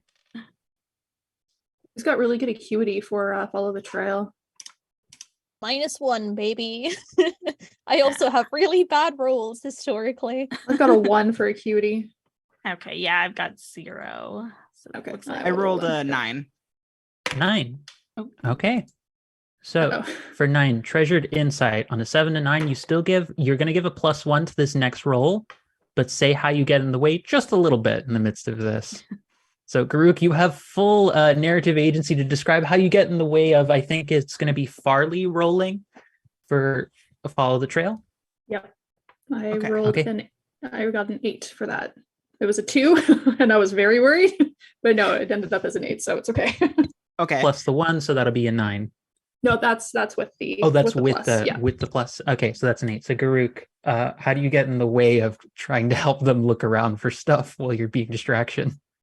I think while I'm getting ready to like start running, so I was doing like the dad stretches of like getting limber.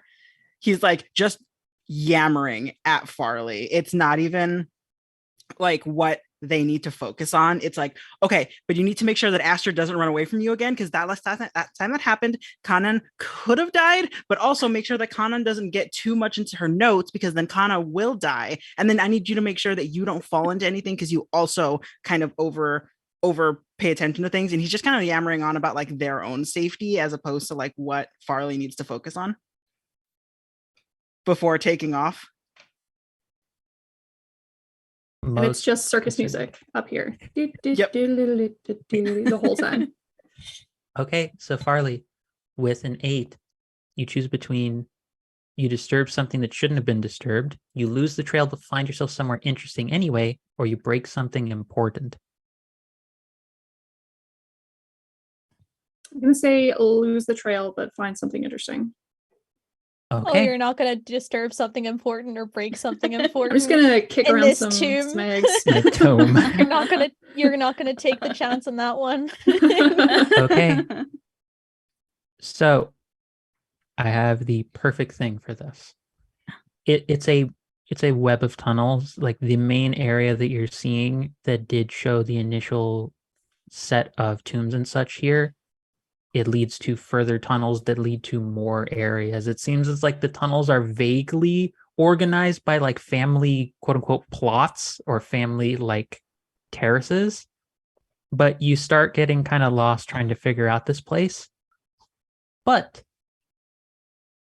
you find what appears to be a nest for the condor. There's no eggs or anything there, though. So it doesn't have young. But what you do find is that it looks as though while it was sort of going through the outpost, it's pulled apart sections. Like, you know how sometimes birds will find, something shiny and bring it back to their nest and save it? It looks as though the remains of literal hearths had been pulled from different homes. And it looks as though there's valuable, pictures of families from the homes that have been ripped apart from it.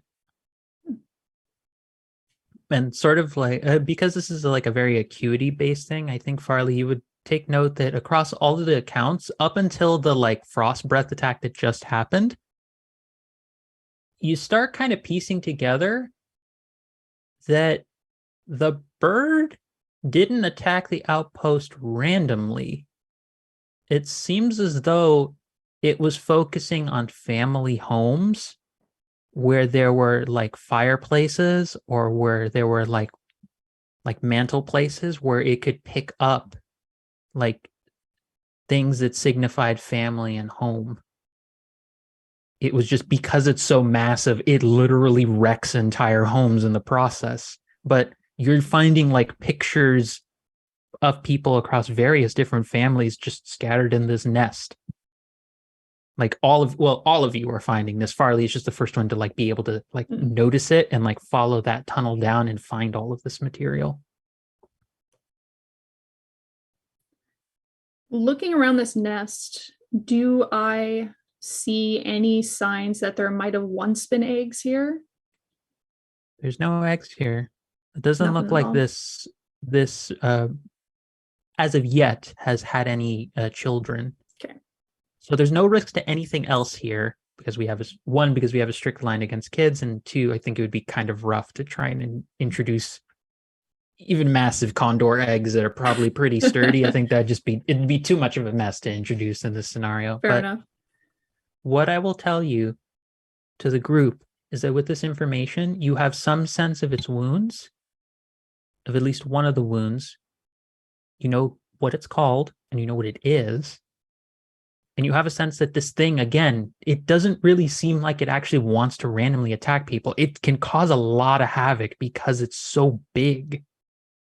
But the biggest thing that you notice is that it's seemingly looking for things that remind it of family and home. It's constantly searching for things like this. And I think you get the sense that you could maybe, if you offer something very valuable or that has a high sentimental value to any of you, you might be able to get it to take something like a dosage or a food that might have a sedative or a cure more easily. Okay. So right now you don't necessarily, you don't have as much about the specific wounds it has or all the things that necessarily go into curing it, but you do know what would make it easier to try and cure it.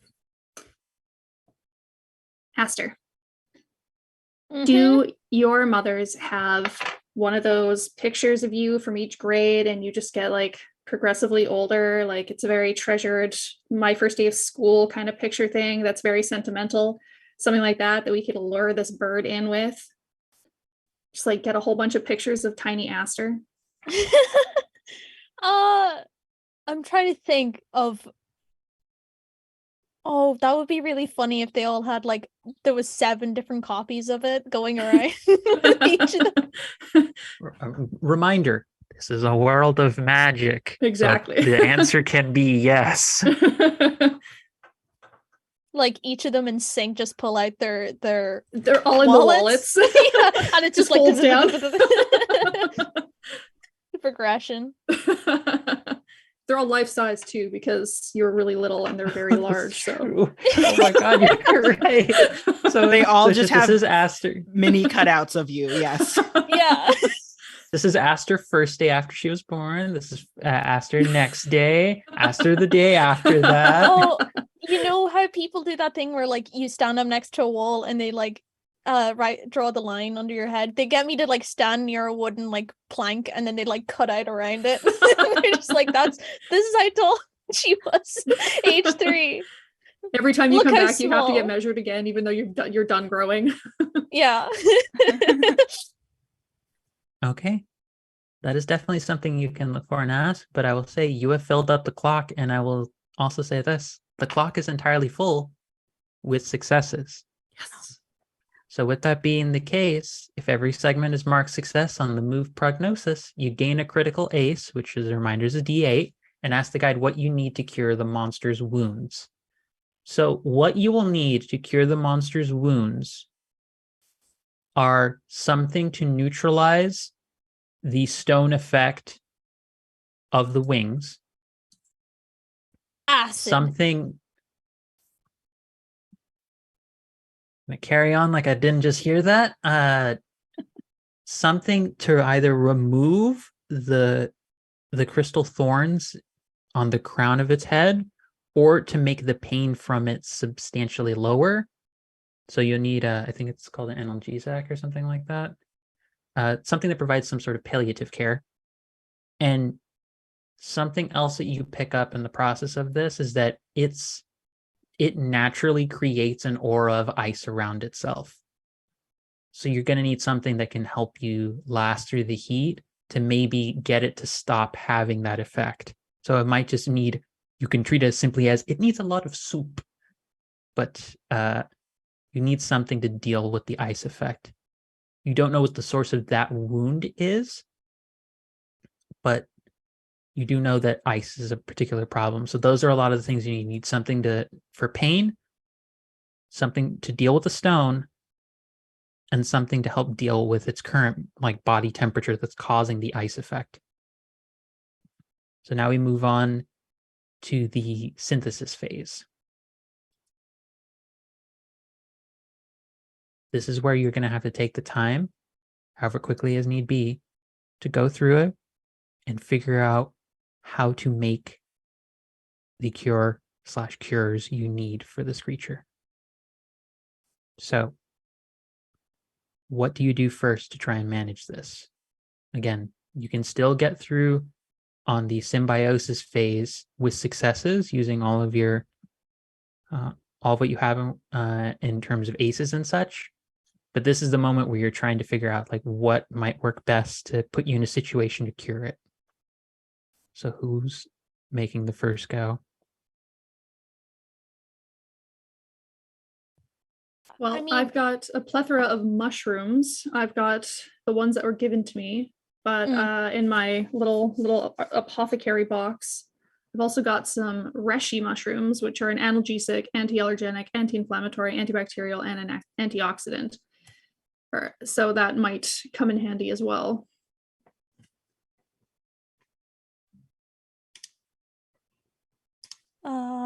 I had a plan of just going to Cecilia, the fire giant, and being like, "Hey, do you have something that like keep us warm or keep something warm, like a nice little heat charm?" Okay. You could ask, I think the best one in that case would be seeking wisdom, because it sounds like you're reaching out to someone local, one of your moms, to get some help. So that will be plus allure, Aster.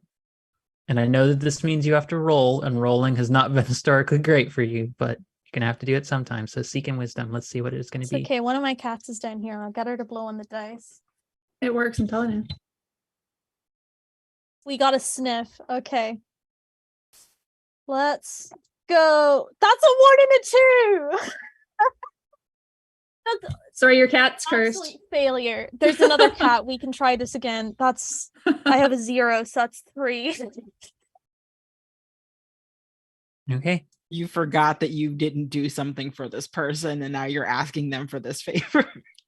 Well, Oh, this is absolutely the vibes of like you know, when your parent is like washing the dishes and you just slide another dish past them, be like, "Ugh," like, can you do this also for So, me? Thank you. I want you to ask 2 questions, and based off of those, I will reply with a question of my own, because that is what the 6 and below mark is, and that will be 1 failure on your clock segment. Sorry, everybody. So these That questions happens. can be okay. They can be anything, and are they Anything. trying to seek information? I guess. Are you I guess asking me with it? yeah, I It's guess your call. Aster would be like, how do we negate this guy's frost effect? Okay, that's 1 question. What is your other question?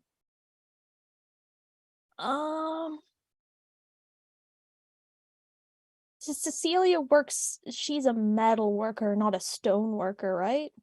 Craftsmanship and smith. Yes, she's mostly working with metallurgy. The crafts people would be probably more Analia's kind of focus. Okay. Yeah, Stoneforge. Well, I guess seeking wisdom, does it have to be 1 person, or could I just say that I went to both of them? It's just about looking for support and information from Okay, a then local source. It does not have to be just one. okay, then I went to Analia and I was like, hey, stone, you know stone. How do we like get rid of it without, killing the thing that's made of stone? Okay, here will be my question, because you went to 2 different mothers. This will be my question in Uh-huh. response. What was the last thing they were fighting over last time you visited? With me or with each other? I'm leaving that up to you. The question is, what were they fighting over last time you were here? Because they're still fighting about it, which is what will represent the failure. You don't get what you're looking for because, Aster, what were they fighting over? Stone and fire giant, and they're fighting over Whether volcanoes count as stone or fire. I was gonna say maybe they like were fighting over you or like helping you, and so you're going to both of them for help. They're like, but which one of us would you want your help, like all of your help from? And you're like, Mom. Yeah, because they're fighting over the volcano thing. So they're like, well, you got to choose between us because I'm not speaking to her and she's not speaking to me. Aster, could you tell your mother that I am not speaking to her because of this specific instance? Wait, which mother? That's your mom's arguing. Yeah. They're both I standing feel like right next to each other. I feel like they're having like a petty argument, and like with the way that the metallurgies are getting the ore from the stone, it's just something that they're not cool with. That makes sense, because like these are folks who have decided to try and live together in community with one another. But as anyone who will tell you, when you try and put disparate communities together who do genuinely want to work together, but who have long-standing historical conflict with one another, tensions still erupt every now and then, and it's not great. It's not great. So you unfortunately will get a failure segment on your clock because of that. Because your mothers just start fighting with one another, and you're like, "This is an awkward time. I'm gonna go. I'm just gonna." And I got 2 bruised cheeks because they both pinched me cheeks when I first saw them. Giant, like, whoa. It wasn't even like a full like 2-finger pinch. It was like because one of their fingers is so big on you, just one finger alone. It's like a thumbprint indentation. But that is the first move. Who is next? Can I use my mushrooming and otherwise medical expertise to maybe like do the shopping list portion of this to try and fill in part of the clock? Yeah, why don't we do that? Roll plus your acuity, and then we'll see how that how that turns out in terms of getting to know the local flora and such. That's an 11. Nice. Wow, What that does is it feel great. like? So you know where to get it, who has it, and where it grows. So there is actually something that could potentially go in a couple of different directions. You could try and use it for palliative purposes, so it would go towards fixing the wound of the thorn crown. It could go towards the heating purposes to try and remove the ice aura. Or it could be used for both, but that one would be a little trickier to try and do. Mechanically, it's not going to be, but like narratively, it's definitely trickier. Where there is what we will call like, it's kind of jokingly referred to as like by the term walking flame. It is a kind of mushroom growth that comes out of, again, you had the experience of like seeing the potatoes that were being grown and some of them being specifically cultivated in a way to create the fungal growths. There's a variety that if they are picked at the right exact moment, they can be consumed directly and are sometimes used for medicinal purposes. And on a rare occasion, I'm going to take, what is it? I think this is a real thing with, I forget what it is. I think it's Shinto peppers, or another kind of type of pepper, where 1 in 4 of them, generally the Shinto pepper is not super spicy, except for the 1 in 4, which is like nuclear heat, supposedly, or something like that. There's a specific kind of pepper that has that property, where it's just like 1 in 4 are just like, why is this suddenly hurt me? The Russian roulette of peppers. I mean, Yes, I'm white, so like a sack of flour is too spicy for me. I feel like 1, 2, 4 would be too spicy. But so essentially, this could be used for your purposes, and you know that it could be, it's a very adaptable kind of ingredient that can be used in creating poultices and different kinds of medicine that can be used for multiple kinds of purposes. So essentially, the success you get out of that is that you have a very flexible ingredient, you know exactly where to get it, and you know, probably based off of Aster just being like, I'm going to get out of this awkward conversation. I'll talk to you later, everybody. Okay, love Mom's you, bye. arguing. You are able to get their Great input catch and up, get the sense that of what you need in order to best create a cure. So that is one success. Okay. So that is 2 segments on the clock are filled. What is the next move, everybody?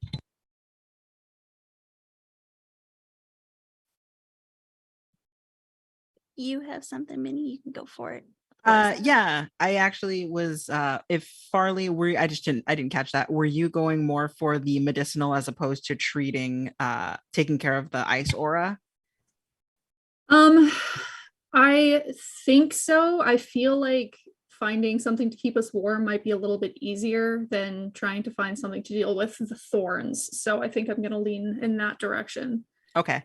Then in that case, I think Garuk would like to roll his acuity, which is contraption, to try and kind of like make something. So I think he would almost kind of go to one of the smiths, someone who would be doing like glass blowing. And I think he would try to get embers from their hearth that they're actually working with, and then try to basically effectively make the Japanese fishing glass orbs and kind of imbue them to keep warm enough that we could tie them around our waists and it'll keep us warm.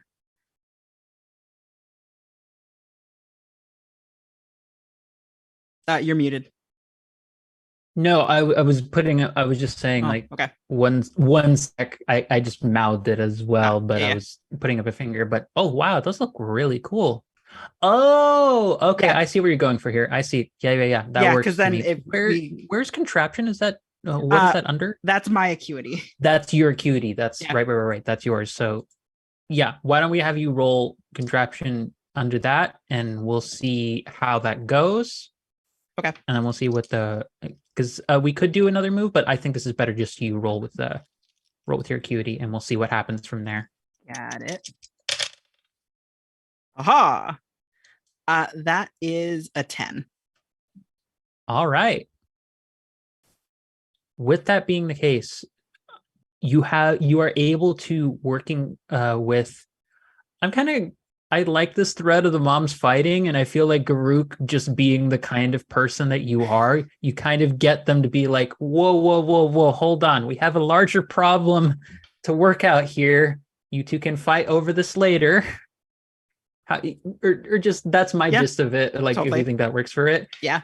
And you get them to stop arguing for a second, get them to actually work together, and you are able to make a set of belts that will keep you warm and safe from the aura. There will still be a mechanical effect based off of the wounds, but there will be no detriment to rolls as a result of that. It'll still be an effect that you have to get rid of, but that effect will no longer harm you. It will just be part of, if there's a move you use later in Symbiosis that lets you get rid of an effect, you can still get rid of it now.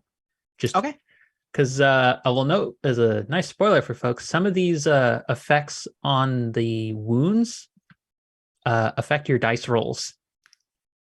Oh. They're not just about control and being able to push you back on your control tracks. Some of them will directly affect your dice rolls if you don't deal with that wound first. So this nullifies the icy aura effect, which means you will no longer have to spend something in order to deal with it. Perfect. Perfect. So that is two on the. Oh well, yeah, that's 2 successes I said on the track, and that's 1 failure. So the clock is full, which means we go to pharmacy. More than one segment is marked success. I need someone to roll plus successful segments. On a 10 plus, gain a critical ace and choose 1. On a 7 and 9, either gain a critical ace or choose 1. So I need someone to roll plus 2. Rue, do the thing. Are you sure you don't want me to do it? I mean, you're due for some good luck. Sure. Yeah. Am I? That's how dice gods work, hopefully. And this is rolling 2d6. Yes, it's 2d6. Same deal. Same deal as usual rolls are. That's 2d6 plus 2. Oh boy. I got 2 2s. I got a 4. So with the plus 2, it's 6. 6. Oh, See, no. this never would have happened if I rolled my roll right now. 4. Tell me what it is. Do it, guys. Yeah, we would have gotten 4. So on a 6 or below, move forward anyway. You don't have everything you need, but that's okay. You can do this. Cool. So now we're going to get into Symbiosis. And I think for the sake of making sure we have enough time to enjoy the fun of this, of a full-blown encounter with it, we will not do all of the Symbiosis this session. We'll do maybe like a round back and forth for everyone to have a chance, and then we'll call that good for the session because I want to give us time for our outros as well. But move into Symbiosis. You have your diagnosis, you have your tools, some of them, and it's time to get to work. Now you square off against the monster and attempt to heal their wounds. Right now, you will have, instead of a clock, you have a control track. You are going to want to try and use whatever moves you can to try and establish control and try and get you moving in order to put you in an advantageous position. So with that being the case, here is the setting for it. You go deep into the cave.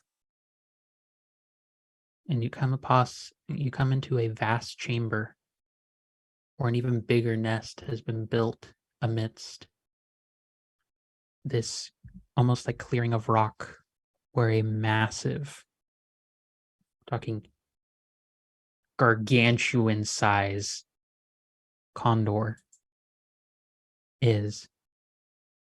A crown of thorns upon its head that are crystalline. Talons that seemingly are frosting over with ice and crystal, and wings of stone that are seemingly just pulling up from the various tombs that exist here in the hearth. These are the 3 wounds you need to deal with. Who would like to take the first go?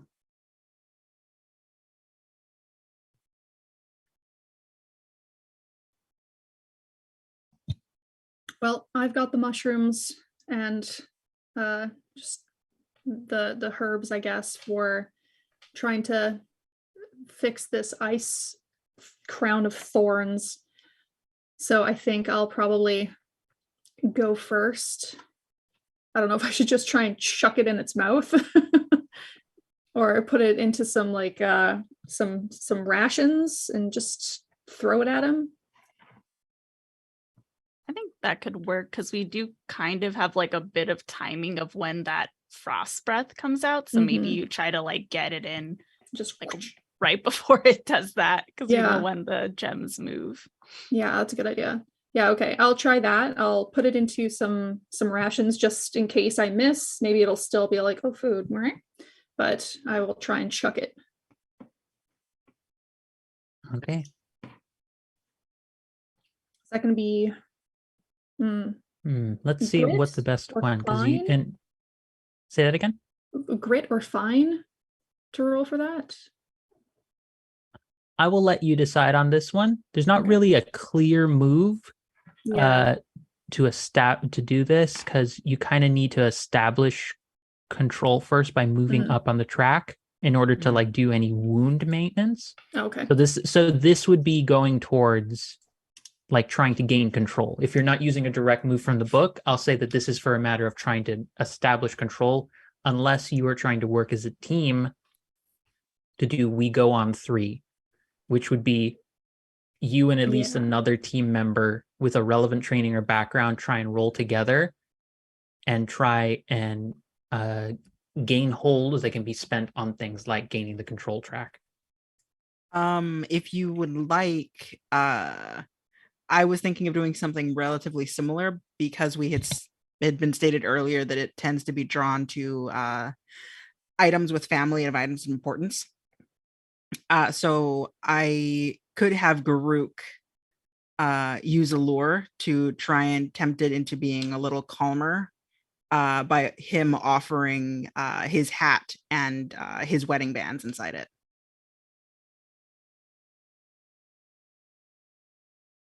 So then at that point, if it's calmer, then you would be able to get it in its mouth easier. Yeah, that's smart. Okay, so both of you roll plus your stat you're choosing, and then tell me what the results are. I will also note, because I forgot to do it, you can still add to this your session aces, because this is the phase in which you are able to do that. So if you want to use up the session ace related to that stat as well, you can add a d4 to this roll. I shall do that. Do that as well. Okay. I got a 9. 9. What about you, I Farley? got a 15. Nice. What? All the luck Gask doesn't have, it's coming my way. I need Everything's everyone to know that I was my special experiencing ones. really bad audio issues during all that. So that really did suck up my whole luck. I couldn't even hear you guys until you rolled good. Okay, Just to so rub it in. So here's what happens. For every 10 plus, you will get a hold +1. Nice. The 7 to 9, you're safe, but you botch the plan and you lose something important. So Garuk, I'm going to start with you. What do you lose that's important? I think he probably loses his wedding bands. Unfortunately, they're smaller, so he wasn't able to grab them. So unfortunately, you aren't able to set up too much, but it does give enough time for Farley to try and at least get a sense of what to administer and try and get something that'll get it to calm down for a second. So Farley, you have a hold 1. You can spend it on any of those options. Advance on the control track, rescue a teammate that rolled a 6 or below, push the monster back on the control track, gain a session ace, or refresh a critical ace. You get to choose any of those options. I think move the monster on the control track so we can try and get a hold of it and see what else we can fix. Okay. So with that being the case, you are all now currently on the D4, but it has been moved back to D10. So you have managed to push it back. And in the process of providing it with the substance you have given it,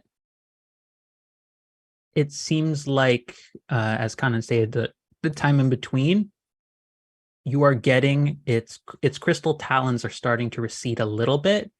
You haven't mechanically gone towards dealing with the wound, but you can see that the frost aura is no longer like affecting it in the same exact way. So you get the sense you're on the right track, literally, because you have moved it back on the control track.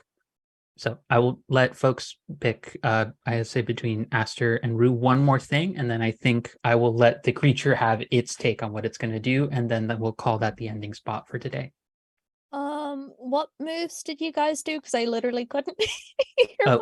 They decided to do the moves. We go on 3.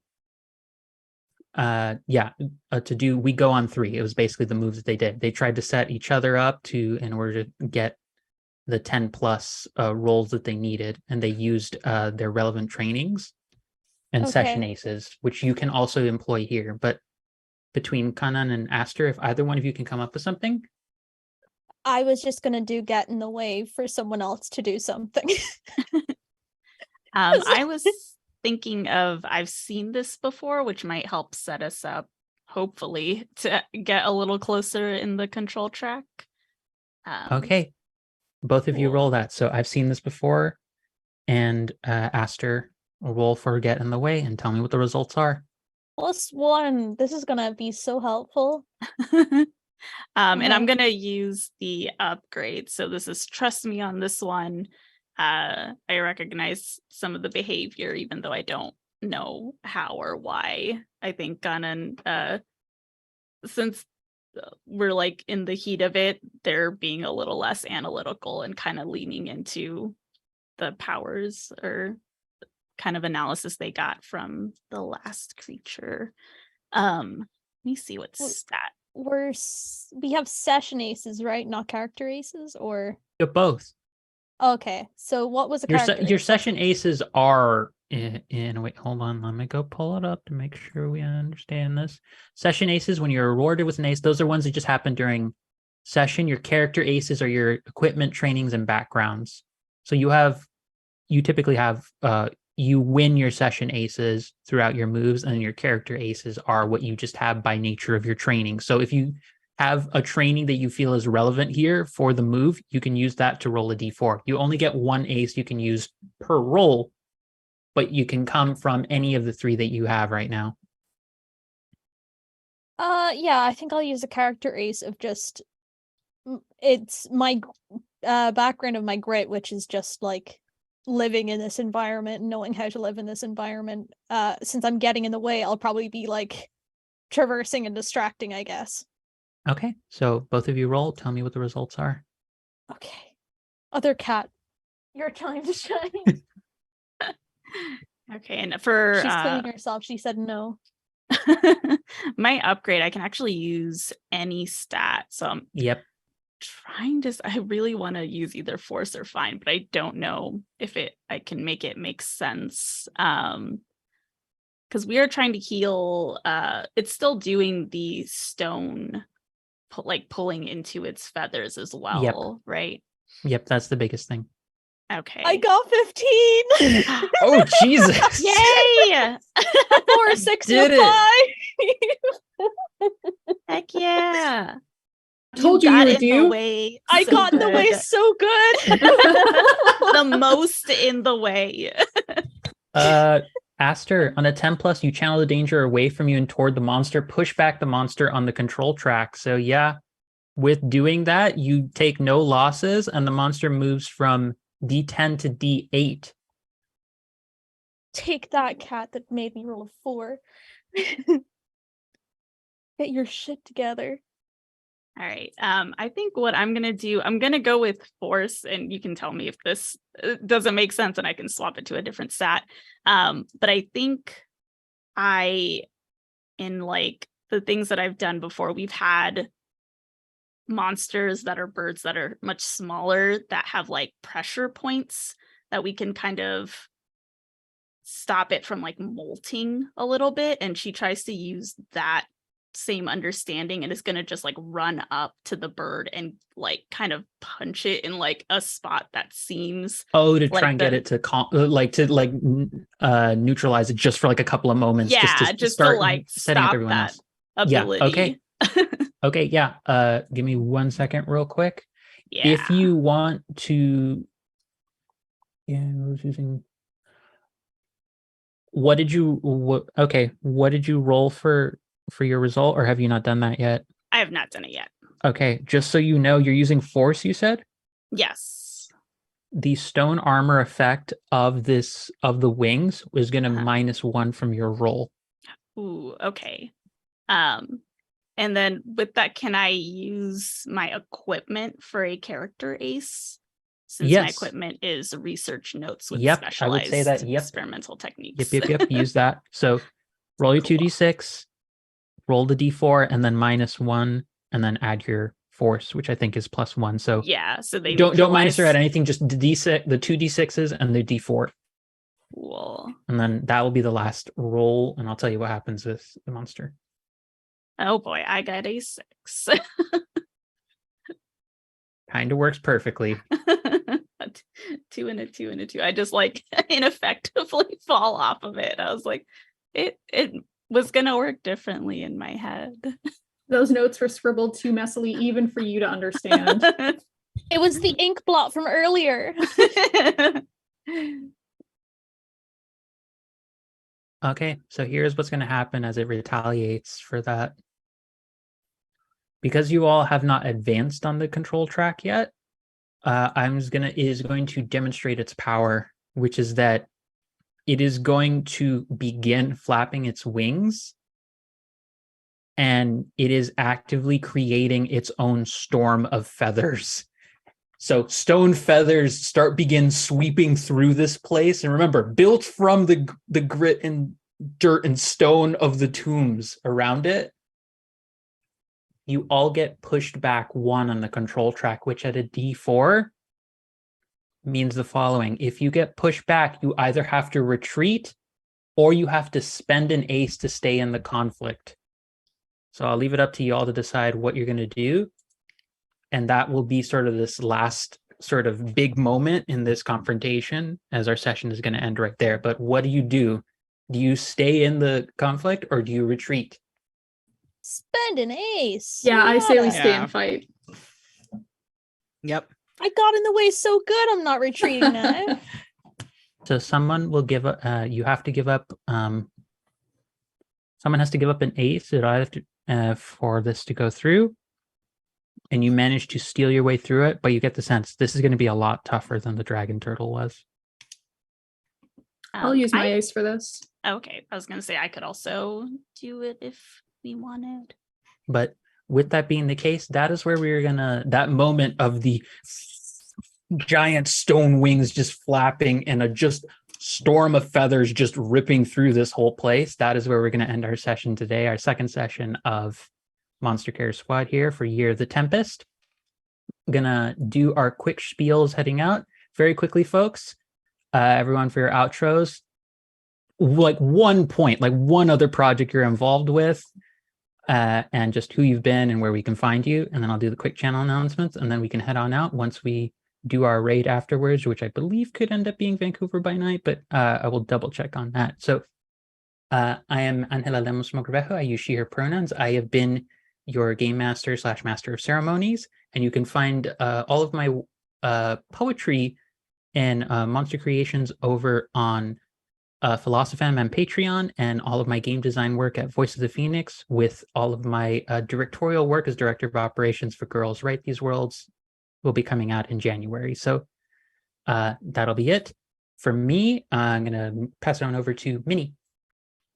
Hey everybody, I am Minnie. I have been Garuk the Crop Pop here, and another project I'm doing, I am the Black Ranger, Marina Trench, over on Power Ranger Solar City on the Bardic Inspiration Network. That is Fridays at 1 p.m. Eastern. Check it out. We're fun. Excellent. Now we pass it on over to Rue. Hello, everyone. I'm Jadu Patel, or Rue. My pronouns are she, her, and I've been Ganan, whose pronouns are she. I am a game designer, writer, stream producer, and actual play performer. You can find everything about me on my Twitter at Cherry Drop, and I just put up a new pinned tweet that has all my information laid out all pretty, so go ahead and go check that out. Next up, Nikki.